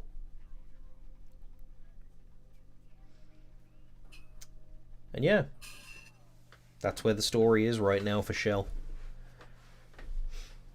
Though I'm quite set on death having permanent repercussions. It's unlikely he'll ever come back in the same way that he was once before. If he comes back. Yeah, he's my favourite D&D character. I love him to pieces. And Shell, it's spelled C-H-E-1-L. And the reason for that is because his real name is Aspidoshalon Vossler. But he doesn't know how to say that. That's too long. He didn't learn how to pronounce it until he was an adult. So he'd call himself, Aspidos Shellon. He'd say Shell. Because he had a shell.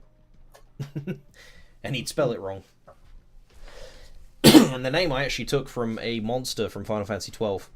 And Vossler is a guy with a huge sword from Final Fantasy XII. Right. Oh, let's watch me play terribly, shall we? Terrible? What you mean? You know. This was gonna happen. You'll take a lot of kills and you one-shot people in late. So true. By the way, I've just realised that my Beerus icon actually perfectly covers the map, so I can't get stream sniped. That's lovely. Hell yeah. But yeah, I hope you guys like Shell, because, again, everyone's got that character that they make that they're really attached to. Like, Josh has Ram, and Trick has Jikado, and Shell is my one. I've got a few others. I really like Amity as well, but telling her story, I can't summarize Amity's story. It's so fucking long. She was in, like, a campaign that went up to level 15, and ran for, like, 3 years straight. And since then, she's been involved as a DMPC and other things. But something I like doing is whenever I have a character that gets to a high level, they become like a figure of legend in, other campaigns. Like Varys, one of Finn's characters that got to a high level with Amity, actually. He started a business in the Sword Coast that the players interacted with, like Josh in particular, when I ran Lost Mines of Phandelver. Oof. Yeah, it was. So I kind of like tie together my own personal mythos, Yeah, it's Leona. Okay, I can deal with Leona. It's quite lovely. You're quite lovely, Josh. You mean Ram from the Team Mercenary? No, sorry, Capra. Oh yeah, Capra. Oh. Sorry, I forgot the name. I'm a terrible friend. Wait, is that a Sorry, gun you can call goddess him misfortune? It's over, dude. We're dead. What do you mean it's not over until I... Oh, it's not over! It's still Leona. Like, we didn't do too much to her, but It's quite easy, actually. That is so good for, like, getting a free stun off of your Q as well. Oh yeah, and then you can secure the stun with...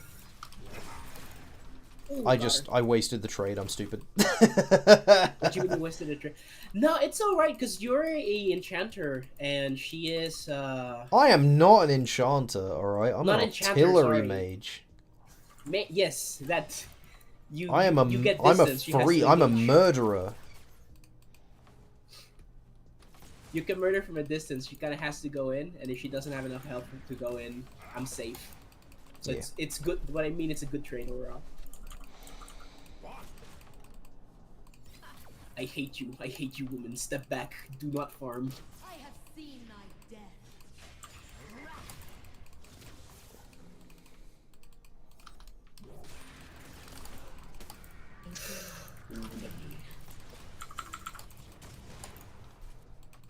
I will make this lady cook. Honey. Ooh! What was that Michael Jackson scream? It wasn't a scream. It was a... Oh shit, it's Shaco.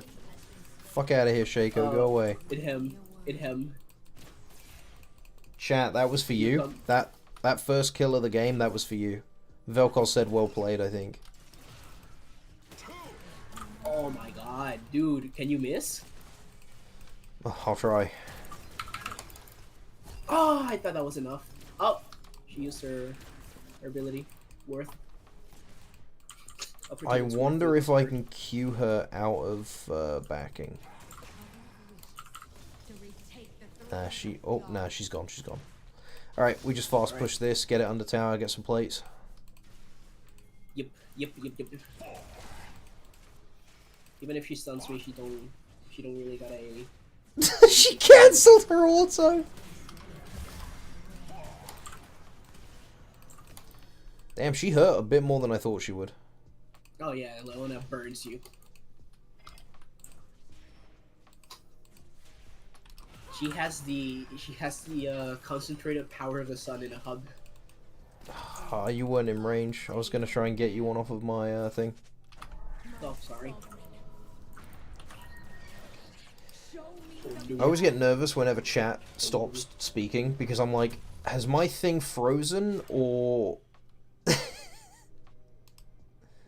Because sometimes it does freeze. Ah, I just checked, it hasn't frozen. Chat's just not speaking to me. I'm sorry chat, I'm sorry I'm playing League of Legends.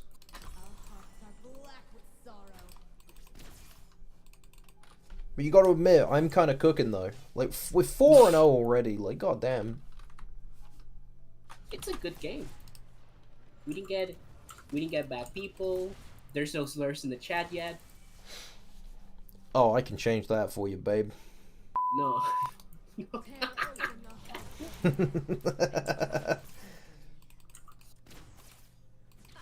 Let me know when you're gonna put the Now. You suck.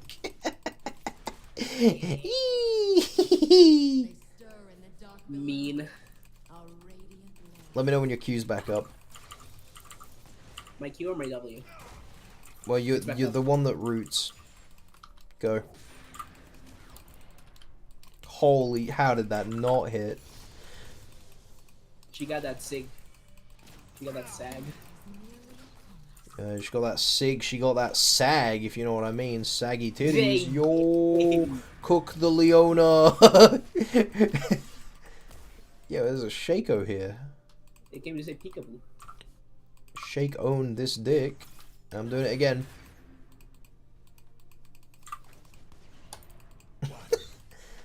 I just want you to land one of them. Like that, see? That is amazing. Thank you very much for that.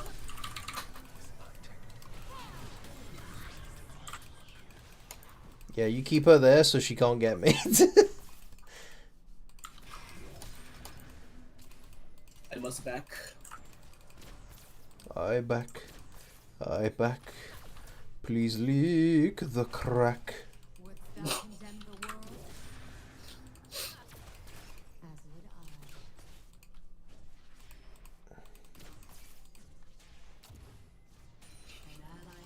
I like the comment saying that Shell really did Dungeon and Dragon. He did. He was one of the dungeons of all time. He himself was the dungeon. They're probably gonna get Drake. I think one of the characters. They're not getting Drake. Let's go. They're not. Okay. I think one of the And characters much I'm like a gonna get- child who is no longer 5, I am now 6. Amazing. Okay. I will be 6 in this next wave. No, we could have frozen. Oh, sorry. Now the wave's gonna slow push.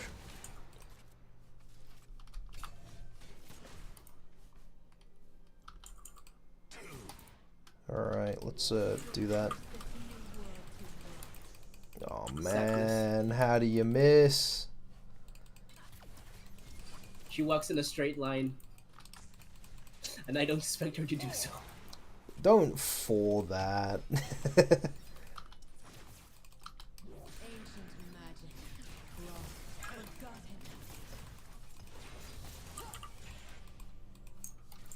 I got ult.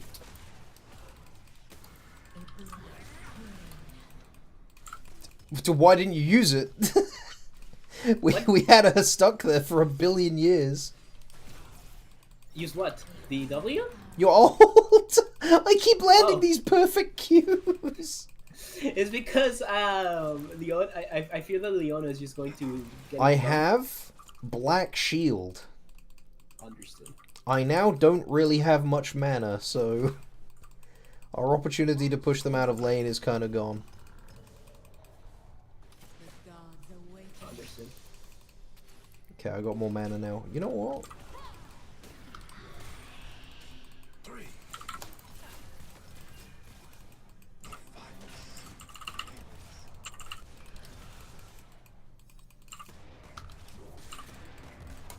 Oof, got her.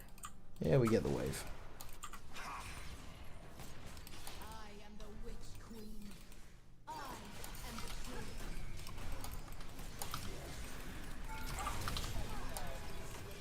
Tank and tower for you. She's gone. Thank you.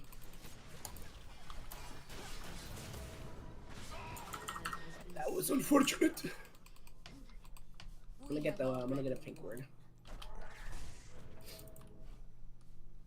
It's the third time that this Do we- clown has ganked us. Do we have a jungler? Oh, she's just pathing top every time. Okay, that's a bit weird. It's a Nico jungle. Yeah, you know, that role she was supposed to do. Is reverence. Reverence is power. Was Nico created to be a jungler? I thought she jungle was- jungle mid, yeah. Oh, She's no, not doing a very just good job top. of it though. Jesus, she just gave a massive shutdown to top lane. Like Yeah, Nico- bot lane, Nico has bot lane just is been- free wins. I don't know why she isn't playing around us. Yeah, she could just have gotten Drake already. Well, it's Hmm. Really sad. enemy killing spree. Thank you for tanking wave. Me HP is gone. It's alright. You get it back up from lifesteal. Inside. Life steal. Yeah, Morgana has lifesteal. Well, siphon on her abilities. Yeah, it's like next to none though. I don't have any damage items. Oh. Like, yeah, let's get some lifesteal off that, eh? Yep, I healed for 0. True world squirms beneath our feet. Tragic. Oh my god, there's a woman in there!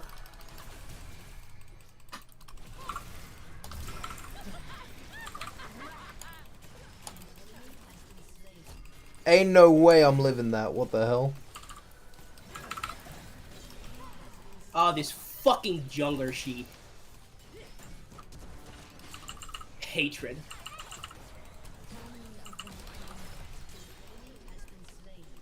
What a, Oh, you know she came, what? she came bud. She came bud. Yeah, we would have died if she hadn't have helped us. I don't mind her getting the kill, you know? No, it's just the ADC brain. Yeah, let's just get this plate. We get plate. Oh, no, no. Bad shake. Alright, time to do a bit of healing, I guess. Here I go, I'm healing. Okay. I thought it was gonna be more healing for Morgana. I'm not aiming Use well. that one. Is it alright if I hop off for the night? No, how dare you? No, you're stuck in here with us. Yeah, you've always been free to hop off. Be bound. Alright, I'm sorry I haven't had much to say. My radiant lord. Alright, you go. Hope you all take care. Bye. Shut down.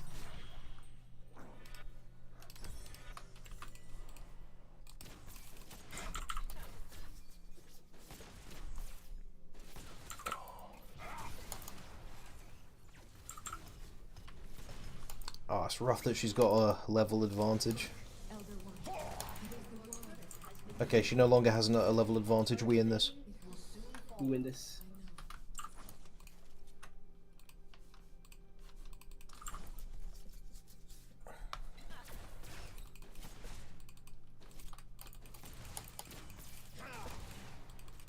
She's in the Leona's in the. I know, I'm trying to bait her sword. We feel the pain of all pains.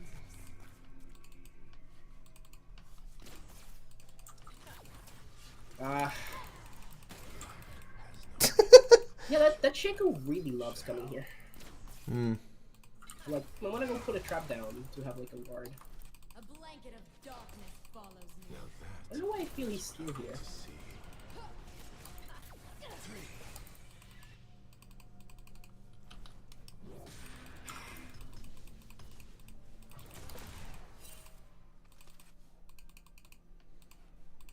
Your team has destroyed a foe grievously afflicted.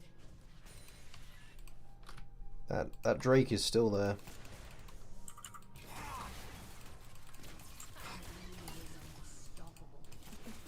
Oh,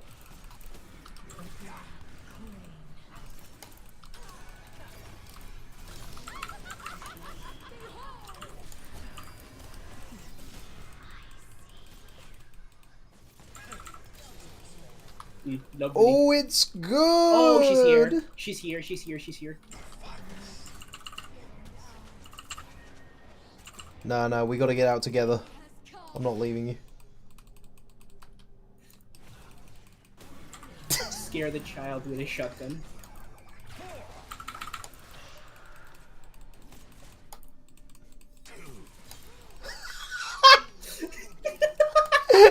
Yo, Shaco wants some as well. Why are they all here? They want our shutdown. They want a piece of this.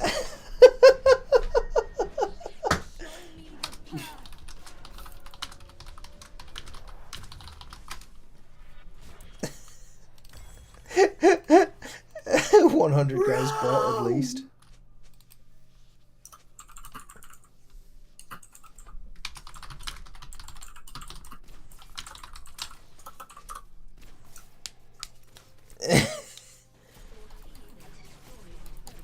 Torn from our throne by jealous, frightened hands. will die for it.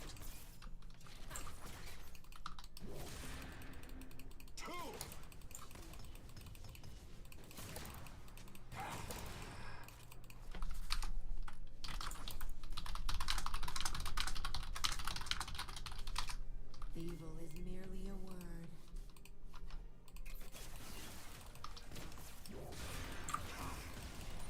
Ooh, juicy. Hey yo, look at this. There's a little board here. Just for me. Oh shit, she finished her fast thing. Take the thrones of God. Oh, I also got the fast thing. yeah. It's bad for me though, it means she can avoid me. I landed that, let's go.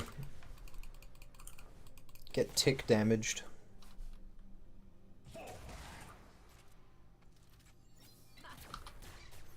That's so scary. Ooh, scary Morgana. Ooh. To be fair, you are quite scary. I am ever so frightening. Uh-oh. Stinky. She didn't even throw a ball at you. How strange. She's just stealing farm. What an odd... What an odd... What an Alright, odd kid. okay, we're playing ARAM down here, that's fine.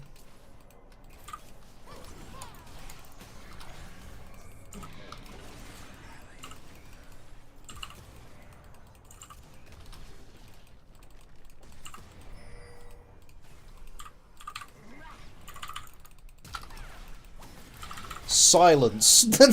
Silence, child.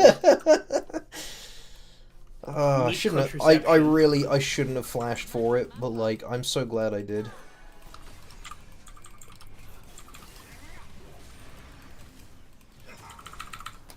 Tear open the hearts of men. Oof, shit. Why is Shut Vel'Koz down. still here? Like, we killed his mid laner. Not sure. I think he wants to just stay here.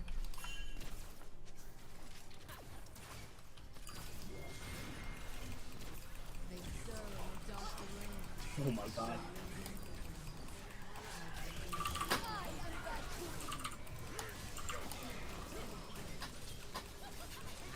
And the top laner's here as well.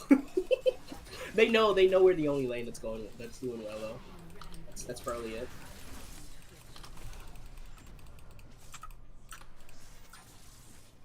Let's have a insane eco farming montage in that lane. Night is nearly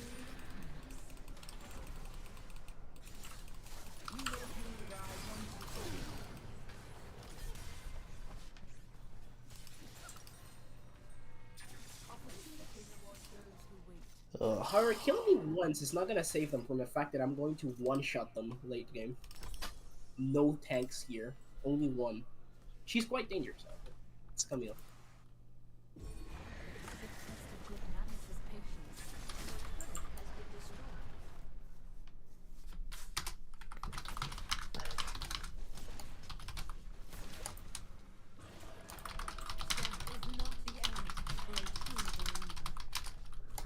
Tragically, tragically, this console might.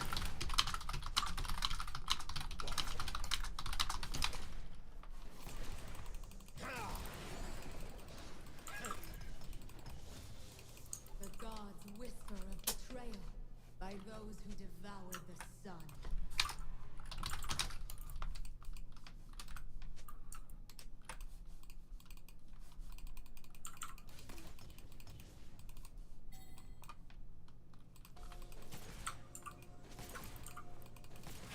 Wouldst thou condemn the world? We should try to get this Drake. Yeah, it's a good one. Oh, 2 kills. Where? Bot and mid are both down. I think we can just go for this, the two of us. There's Shaco.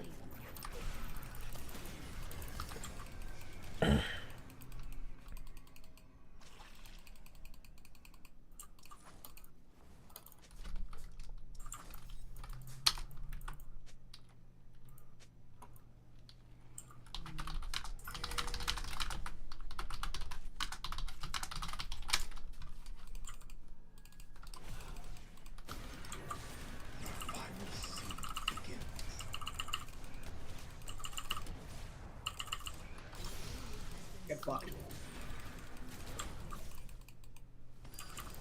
With my technique, killing blooms into artwork. I thought you'd stand still.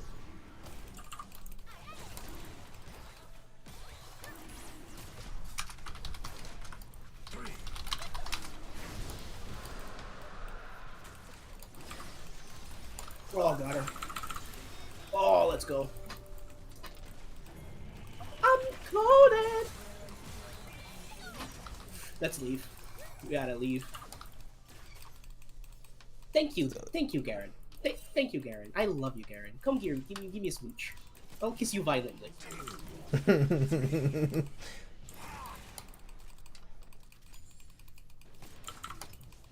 You know what? I'm gonna teach my friend how to play League. Let's take them to the mid-tier elo. Let's take him to the Smurf queue.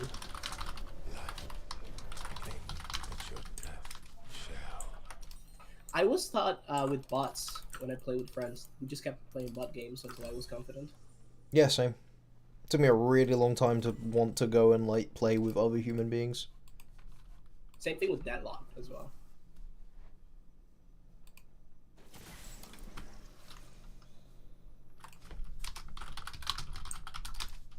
Oh my god, look at that. There's not even a there's not even a dragon here anymore and everyone's in bot lane. You want to get these? Instead of going and fighting the incredibly fed Camille? That's true. That's I'm just actually- saying, I think this is a more productive use of our time.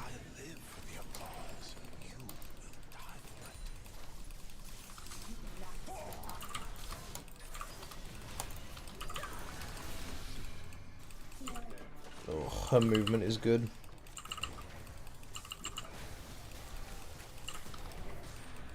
Your movement is really good.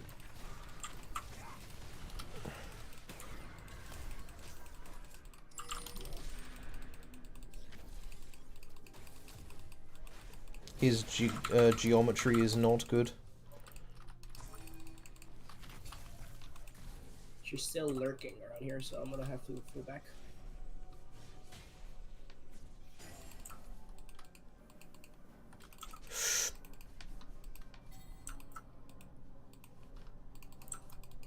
That Camille is scary. She really wants my cheeks. Rep Zoe. Rep Zoe. Good, they're tilting. 110? Yeah, Rep Zoe. Being bad isn't a crime. We've got one. You wouldn't rep poor sweet innocent Garen, would you? No. For boosting into anything. our elo when he doesn't belong there? Why would I do that? Why would I do that to him?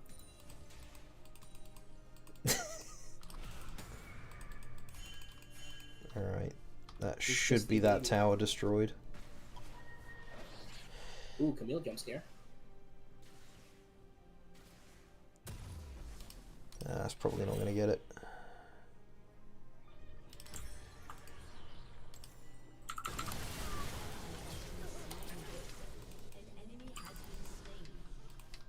And Camille lives. And you... do you live?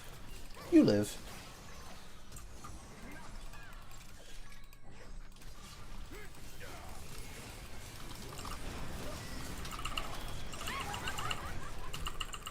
I got her! Winner's lane! Good job, Garen. Fight 4v1. 3v1. No, he's good. He's good. It's only 3v1.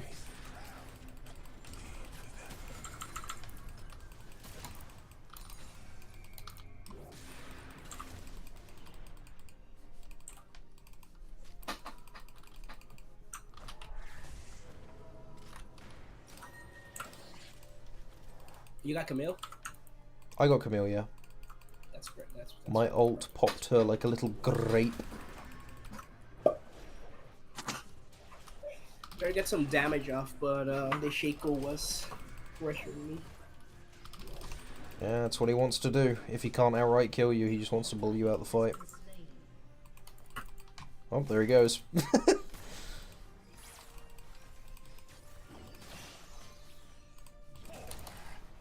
Good block from Nico there with the clone.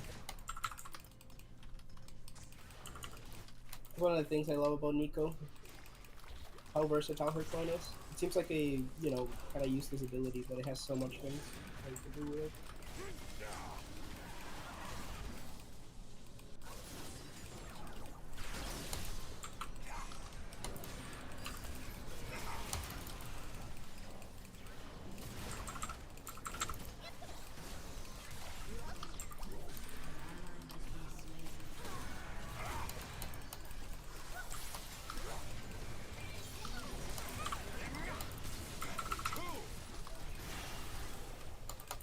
Great ult from Vel'Koz there, really good.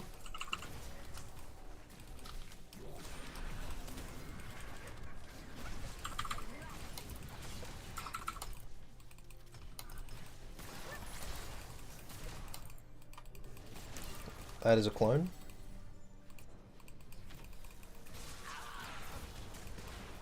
Clone field.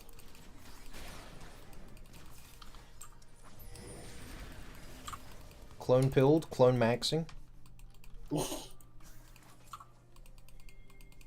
Raptors have joined the mid lane.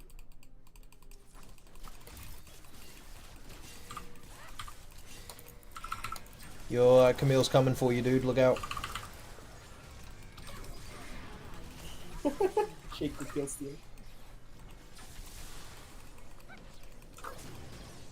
It's so sad that chapters. Vel'Koz died and there was nothing I could do. There was nothing to do. Nothing I felt like doing. You don't mind if I take this, do you, Camille? Okay, good, I'm glad. Dude, even Nico has no faith in her pre-made. She's pretending to be him so they go in on her. Free kill! Free kill! Oh, it's Garen, get him! Oh, it's gold! Gold! Get him! Punch him! Camille, no! It's Nico! You thought it was Garen, but it was me, Nico! I've done that so many times with Nico. I love it. I love her so much. Okay. I could go mandate.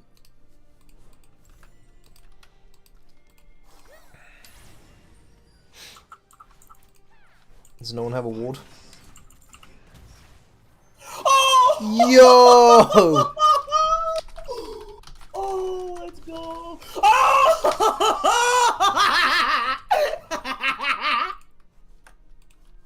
Sorry, too loud. Yo, check out his trash build. Trash build. Oh, bro! Imagine stealing. Imagine someone steals your. Oh no! Divine punishment! You're right. I am.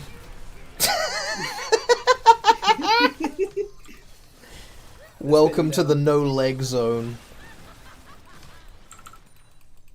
Leg of I will Legends? take No. your fuck away from me, Zoe, you little freak, you little child. Burn, burn to death. Burn to death in flame.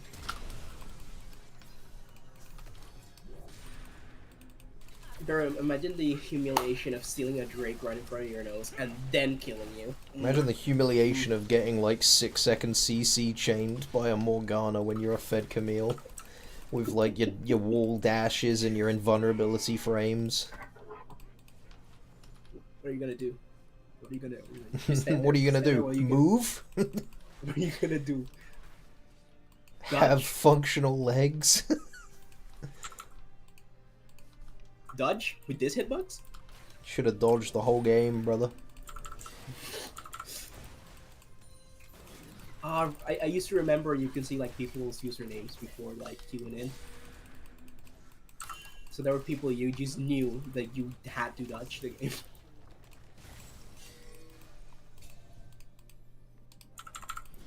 Alright, if I run past him, they'll kill him instead of me.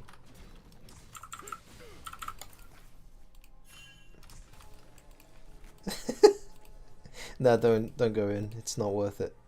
Yeah, no, I'm gonna get immediately fucking like. Oh my, he got out. I hate it. He got out. He doesn't deserve to live. That's so good.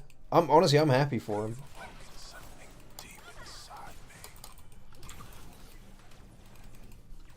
Who got out? Oh, Vel The got- Garen. Oh, the Karen. Mm. Oh, get red. Get predicted. Where you dashing to?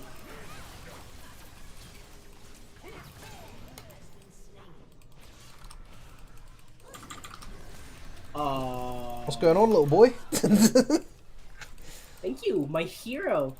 Little bro, what do you... That's yours, it's your one. You have that one. There is my hero. Watch him as he goes. They surrendered. Why wouldn't they? Ooh. Juicy game. Juicy game. What a nice way to start the evening. That Drake steal. That Drake steal tickled me. Oh god, Tickled me appropriately. clapping that Camille's cheeks twice.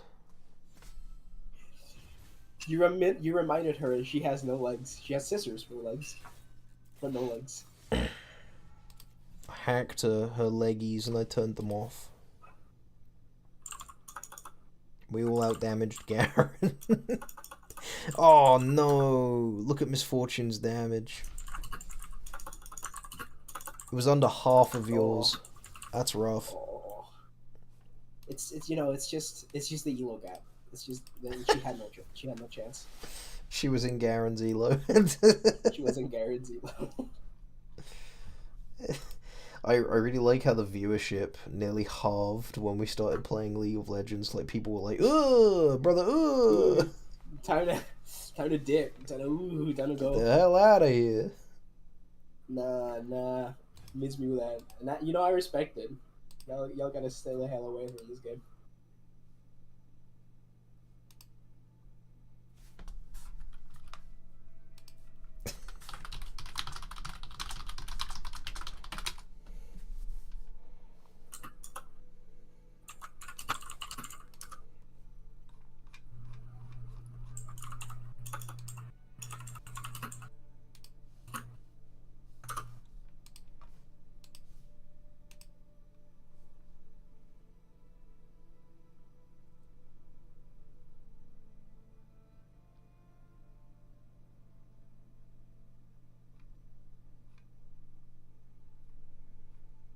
think I'll do one more and then I'll go get some food and then I'll go to sleep.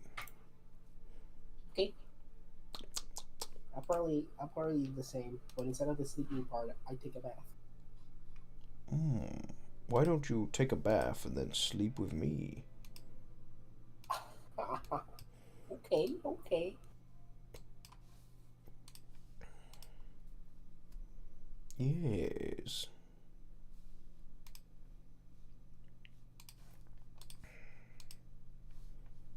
Well, you know what? To those of you who stuck around and are still watching, you're pretty handsome.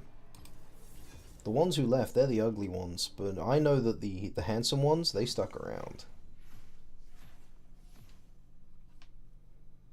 So let's put the Broly thumbnail back up. So we can attract people back in with that. Look at that! Look at the pretty artwork that everyone likes to click on. And then League jumps here. Yep. No. Yo, it's Travis Teeter with $5 Cheers! Thanks for all the amazing content you made thus far with your Abridged series. Hope there's more to come. There is. Episode 8 is in the works. In fact, you know what? Because you donated a little bit. You change over to this screen. I'll show you a little summon. Just need to ban Zyra real quick.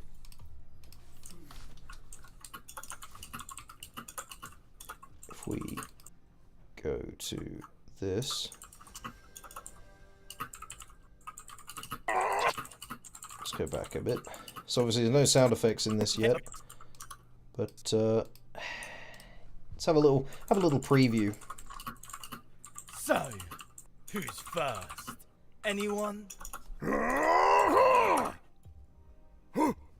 Anyone? I'm still waiting for an actual attack.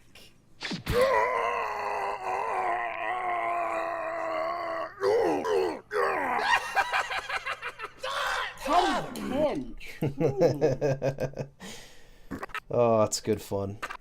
And then we've got over here a little bit, if we skip forwards. Thank you. I like putting this together. Yeah, this little bit here is fun. As I was saying...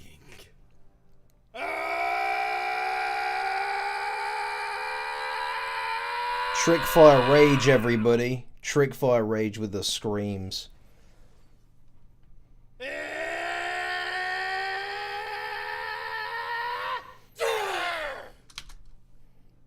Also, drew a custom impact frame for it. And the last thing I'll show off, because I really want to, is just this cool scene here. Pretty cool, right? You get to see him looking at the fight. All those little fight shots, they're really cool. They're great. Yeah, it's pretty cool. It's pretty great. Nothing abnormal, of course. Nothing abnormal at all.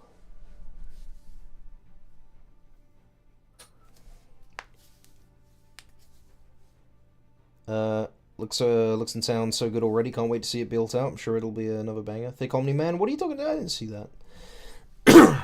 Impact frame belongs on a t-shirt or a poster. And thank you, Achilles, also. Yeah, teach me how to do them impact frames sometime. It's you just like boost the contrast to 100% and then find the highlights and then just draw over them in contrast colors. What was I going to say? Oh yeah, the sound is pretty crisp because I've taken a sound design course specifically to help with my dialogue and screams, and so I've been using compressors correctly and all that sort of thing, compressors and DSs. So yes, it should sound much better now.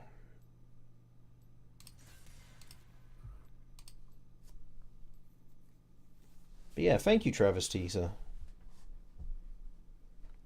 A familiar name from the Patreon shoutouts you are.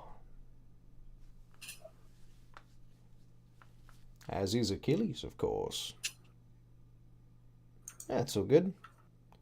I figured if anyone did donate this stream that I was going to show off a couple of little things just as a fun little teaser. But yeah, you can kind of see where we're at progress-wise as well. Slowly getting lip flaps done, putting lines in as they get finished. I'm making blistering progress on this one. I expect it'll be done sometime around the end of the month, maybe the start of the next one. Don't quote me on that, of course, you know, things change, but that's the goal. Sorry that Josh is typing using a fucking jet engine. Sorry. Just...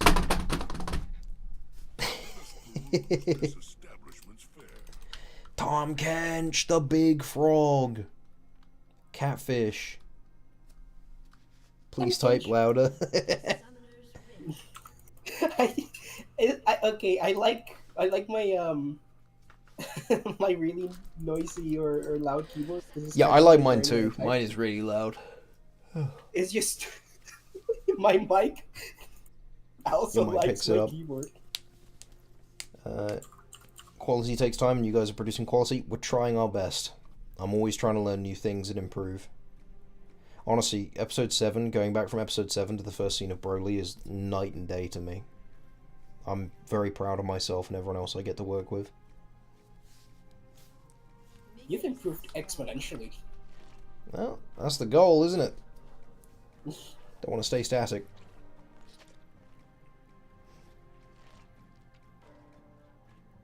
I gotta stream later in the evening more. It's nice to, like, you know, see people from the American audience show up instead of the Brits for the Thursday stream. I'm tempted to move the Thursday stream over to Saturdays, because I don't really do anything on Saturdays, but then Finn's gonna have a full weekend. I might just start streaming on Saturdays. Caitlin Malkai. Found him. Malkai detected. That damn tree. I'm a woman licker. Here I go, licking the woman. I shoot at him. Yo, what that's like, that's mean. Also, thank you, Achilles. Lick the woman.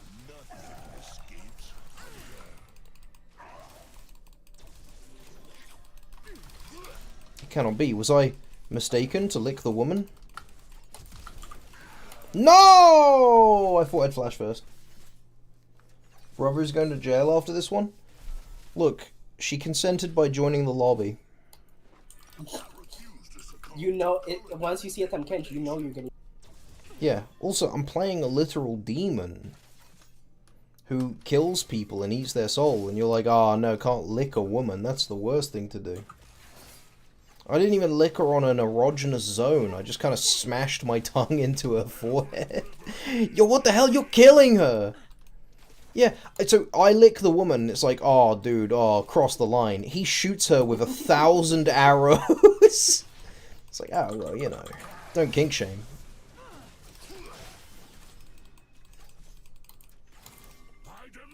Out of lane. Out of my lane. The cannon! No, the Oh. cannon! It's alright, her cannon. You dare walk up towards the fucking lane again? Yeah, get ready, I'm gonna... Oh shit, never mind, we're leaving. I'm fine, actually.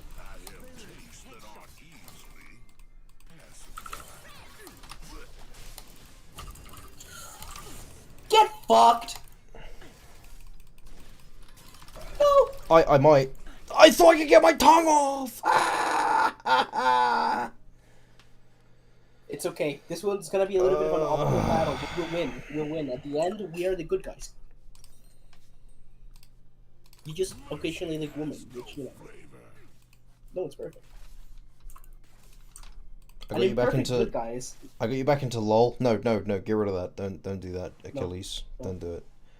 Your mental health just started getting better, man. Don't sink back down into the abyss. Play Stardew Valley instead. I agree that the quality of... Oh, I don't do that either.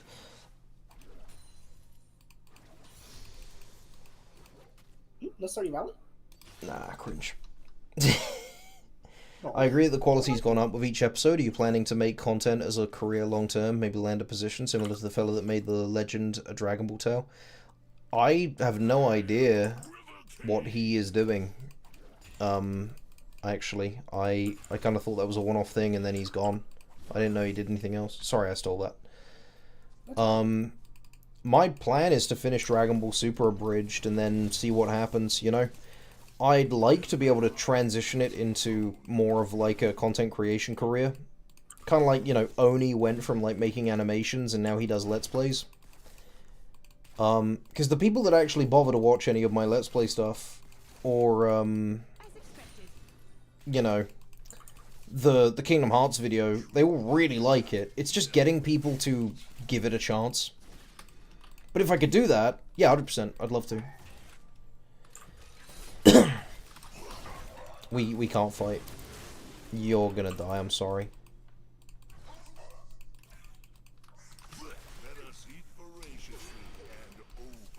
Yeah, Maokai is horrible. I shouldn't hook up with them. We are getting our asses kicked. He's working on the It's just 97 the, X-Men for Disney Plus. Oh, wow. I had no idea. I don't think what I'm doing here would translate very well into it. Because, like, you know, the market is oversaturated with editors. And voice acting, I mean, I already do voice acting as a career. That's where I make most of my money. So, you know, I mean, I guess, like, maybe doing this will further my voice acting career, but it's honestly more likely to do it harm. Because dubbers and abridgers are not respected in the voice acting community.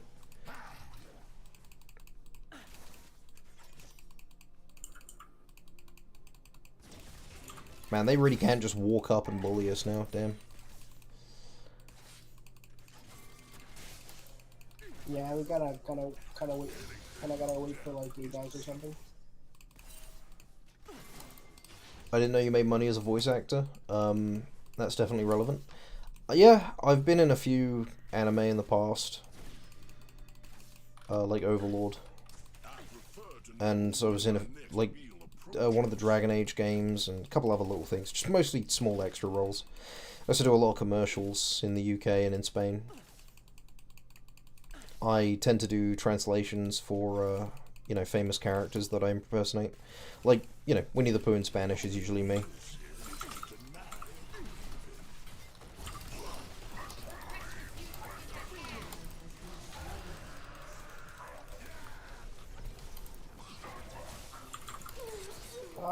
Oh, man. Why aren't they respected? Okay, so the way it works is there's like a hierarchy of creatives. There's the Hollywood snobs at the top, and they look down on non-Hollywood... Well, okay, they look down on, like, theatre actors. Then theatre actors, they look down on, like, you know, TV actors.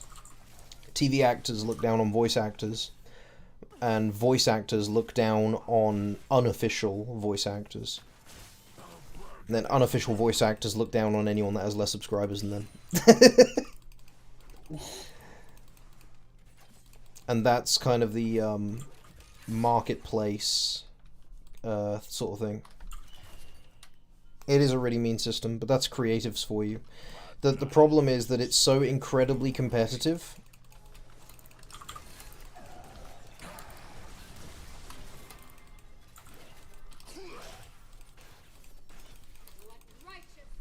It's so incredibly competitive that, you know, some people really do feel like the only way you can be successful is if you, like, get rid of the competition. Take, for example, Casting Call Club, right? Everything I audition for, there are minimum, if it's paid, minimum, 1,000 other applicants.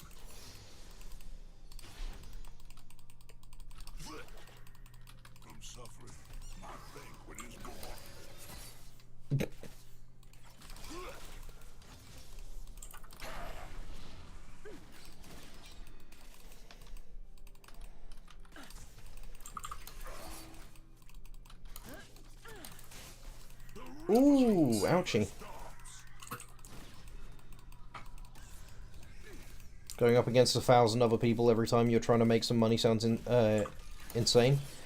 Yeah, I mean, surely that's what you're doing anytime you go for a job, right? The problem with being a voice actor is you got to do it every time you go for a job. Not, like, you know, every time you want to go into work.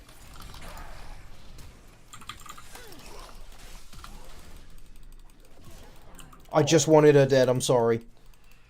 I saw your health and I was like... No, I saw your health and I was like, he's greeting. She could turn around and kill you.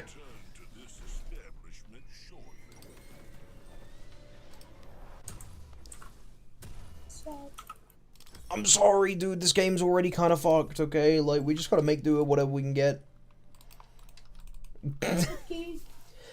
To be honest with you, most voice actors don't ascribe to this. Plenty of them are really nice. Take like Alex Mitz, for example. He's a lovely guy. He would not, like, vindictively fight you for a role at all. But there are certain actors, like, you know, I'm not gonna say any names, but who are very, like, aggressively protective over the roles that they play. Not to name any names, but Goku. And so they will aggressively hound and harass anyone else that, like, does any sort of interpretation of that character that I didn't name.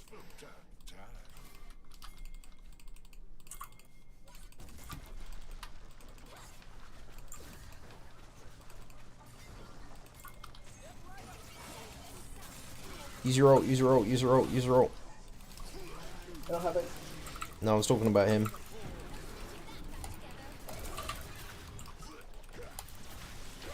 Oh my god.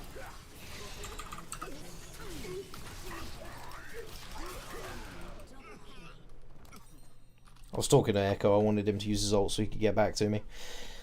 Yeah. But yeah, that's just kind of how it is. We could probably FF this at 15. You know, I mean, I remember, not to name any names, of course, but I remember when Gamer Goku, one of his clips went kind of viral. And Sean Schemmel, the voice of Goku, was like, this is AI and this is terrible and I hate this. And he was also very vocal about, like, oh, TFS, they're just stealing content. You know, and he believes abridging is stealing content. I wish you'd waited a few seconds for me to actually... Oh, well, hello, she's bad. No! I didn't want to auto! I'm a villain. I'm actually a villain. Here, let me give you a gift. It's alright. You're just playing Tahm Kench. It's just a Tahm Kench kill. It's just a wait on Tahm Kench distance. You can take this one too. No, this one's yours. It's yours. Just take it. Just have it. Just kill him. Okay. Oh, when it's a shutdown! I forgot it was a shutdown. I am no longer starving. Cool. I'm sorry. I've started to get a really bad cough. I'm sorry I'm coughing so much. Let me turn the mic down. Everyone ends downriver eventually.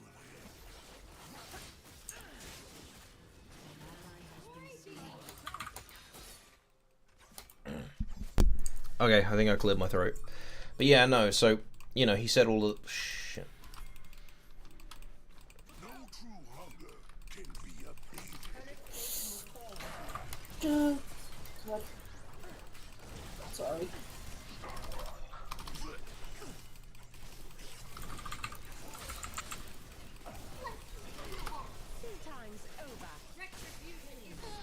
Why go in? I was sacrificing myself so you'd live. That's true. I should have just left. I am sorry.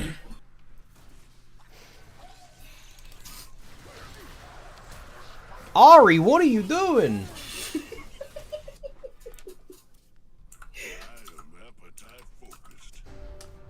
Travis, thank you. Regarding the characters that are guarded and the voice actors that bogart those roles, seems a strange hill to die on against abridged content. Yeah, it's... I think it's more of a case that he just doesn't understand what abridging is. I don't know if he's rescinded those statements, but I know that, like, to this day, he's consistently been a somewhat unpleasant person. There's nothing I can do about that, Josh. I understand. I just wanted to flex on him.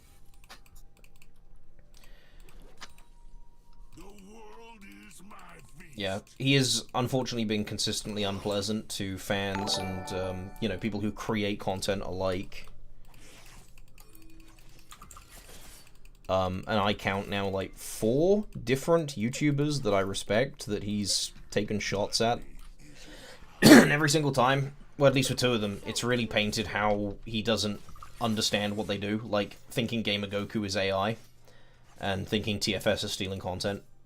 And these 2 events were, like, 8 years apart, so he clearly isn't learning, you know? But that's just it, right? You know, there's these guys that hate these guys that hate these guys, and they all look down on each other.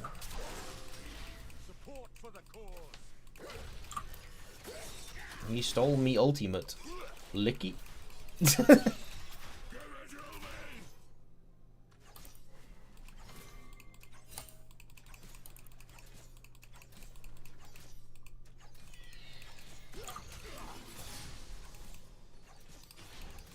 Alright, I got item. I leave. Licky. Well, I have ulted a bit. If he walks up. Oh yeah, I'll just focus up real quick. Nah. More like yeah.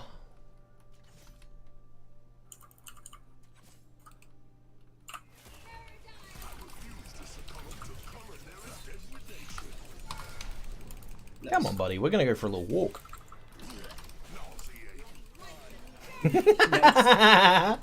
I love Tom Like, Gench. where you going, bud? Nah. Nah, I'm with my boys. Alright. Well, you need to take creative ideas from a layman like myself, but I'd be pretty rad if you guys did some 40k content.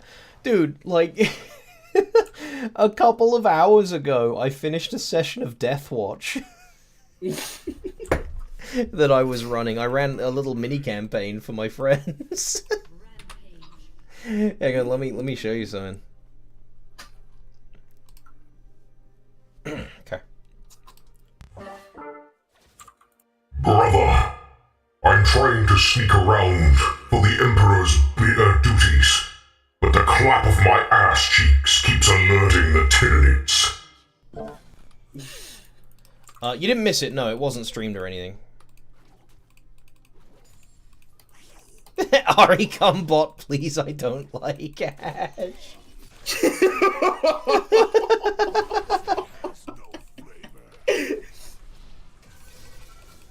You can do it. I'll be there in 10. I didn't get either stack. Fuck. I'm killing them. I'm killing them. She is 5-0. I had no chance. That's a Tom Gench counter right there.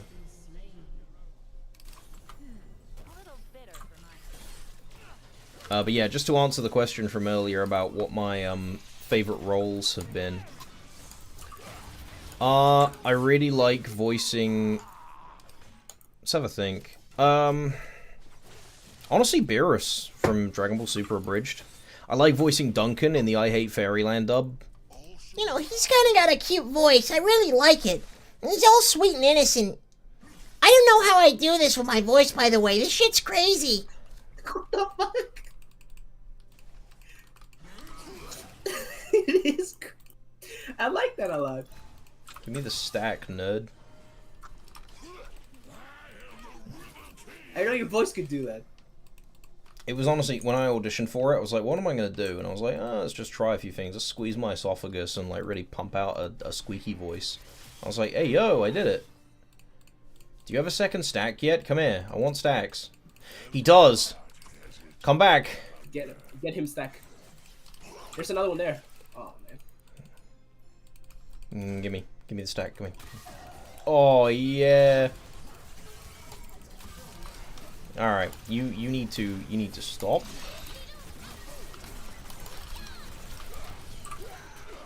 I got 3 stacks, I don't care about anything else in life. I I didn't much like the script, but Saw Robotics is Zamasu arc Abridged. I voiced Zamasu, and he was a lot of fun to voice. Who else have I had a lot of fun voicing? The Noble I voiced in Overlord was fun. It was only like a couple of background lines blended in with a bunch of other people, but it was still like, I enjoyed it, you know?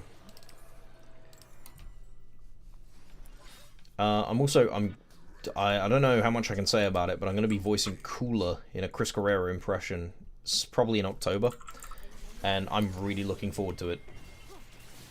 Really? Yeah. I'm so glad.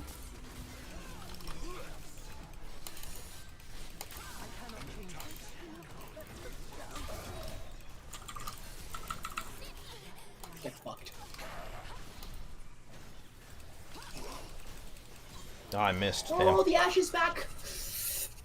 Ah! Sorry, It's all good. got a little excited.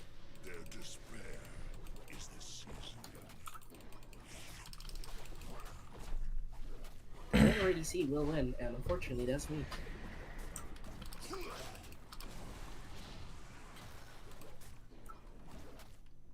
I think I am only ever confident when I play League.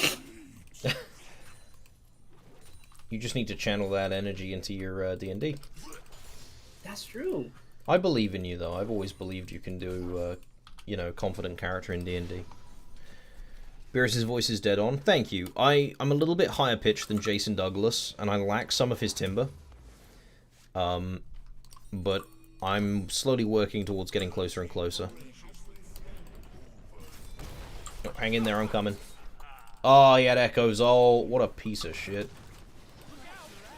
It's alright, he's too scared of me.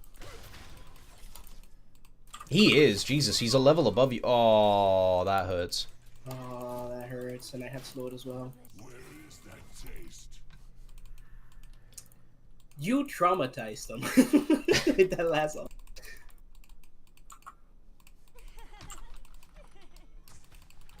Yeah, actually, I play a... You might like this, Travis. I play a Blood Angel in my friend Andrew's Deathwatch campaign called Cassandros Dion. He's like a 250-year-old veteran. I love him so much. He's really good fun. He's like a tortured... What's his voice like? His voice is kind of similar to Paragus. And of course he keeps his helmet on most of the time, so it's this layered with the effect. And he's very serious. He's like a tortured poet, like, I wish only to live up to my progenitor, to Sanguinius. To one such as I, nothing else truly matters. Oh god, it's this woman again!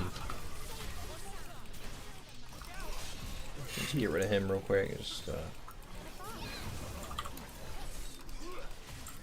She's got a stack in her! No! No! You said that like a policeman saying, he's reaching for a weapon! Definitely love that. Blood Angel's your favorite chapter / army then? My favorite army are orcs. I love orc boys. Bitch. You know what? I'm gonna give you a shield. I can't. Ooh. No, I understand that. She's range. Orcs, she's the best. That's damn right they are. Oh, you can't stop the green tide. We are the fungus among us. I believe you're cringe, and so it's true. Don't call me cringe. As far as chapters, though, I mean, you know, I like Templars. I like the Black Templars. I love Salamanders. I love Blood Angels. There's too many good ones. Do you like waffles? I like Sons of Medusa. Dark Angels. Ooh. Chaos. You know what? I don't like Chaos because they are fucking heretics. And, you know, Hell the Emperor. Ad Eternum.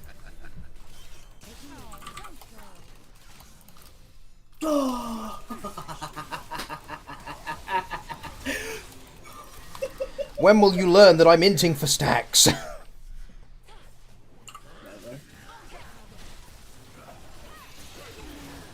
Jesus, okay. That's not good. Our team leaves much to wish for. Yeah, show 'em how it's done. Unfortunately, I am an ADC. Unfortunately, they were 5 people right there, and I am not that smart. I have bruiser brain. Listen. I have bruiser brain, okay? I am a tough laner. Walked up and got absolutely dunked on. Yeah, well, sometimes it happens, you know? Every hero has their great fall. Oh, that's so funny. Yeah, you know, if you can't join them, no, wait. If you can't beat them, die. Yeah, if you can't beat them, join them. And they're suicide, I guess. But yeah, no, I mean, I'd love to do more stuff in the 40k universe. It's just that, like, you know, I'm not known for it, and there's not a lot of 40k voice work going around. Whenever I see something, I do kind of check in on it. But I'm not a massive 40k nerd. I like it, but I like it as like an outside observer. I've never done a game at the tabletop, though I'd like to. And it's my friends Andrew and Ben who are really into 40k, and the reason I ran Deathwatch was because Andrew never got to be a player in it.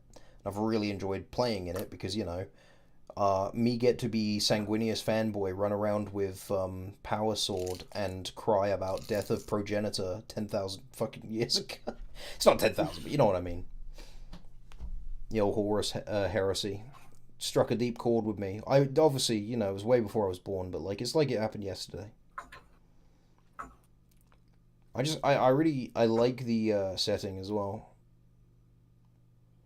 It was great to chat a bit with you, and I appreciate the work and passion you put into the Abridged project so far. Thank you. Looking forward to seeing more from you all in the future. And I'm looking forward to you being there with us. And thank you for the donations this stream. It's lifted my spirits. I appreciate it. And yep, episode 8, it's on the way. We're working on it. I've got lots of housework to do tomorrow because I'm staying with Finn at the moment. And he's coming back tomorrow from a big trip, so I want the house looking spotless. But after that, Tuesday through Friday, I am going to be absolutely chunking that project, getting it as far done as I can in the week. And hopefully, hopefully it'll be out by the end of the month, start of next month.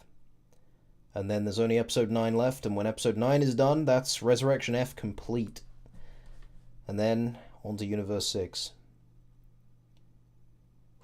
Scary. We're moving. Right. I will end the stream there, but it's been lovely streaming. It's been lovely speaking to you all. I hope you're all doing well, and I appreciate every single fan that I've got, every single one of you that watches. Thank you. Have a good night, everybody. Good night. Bye-bye, everyone.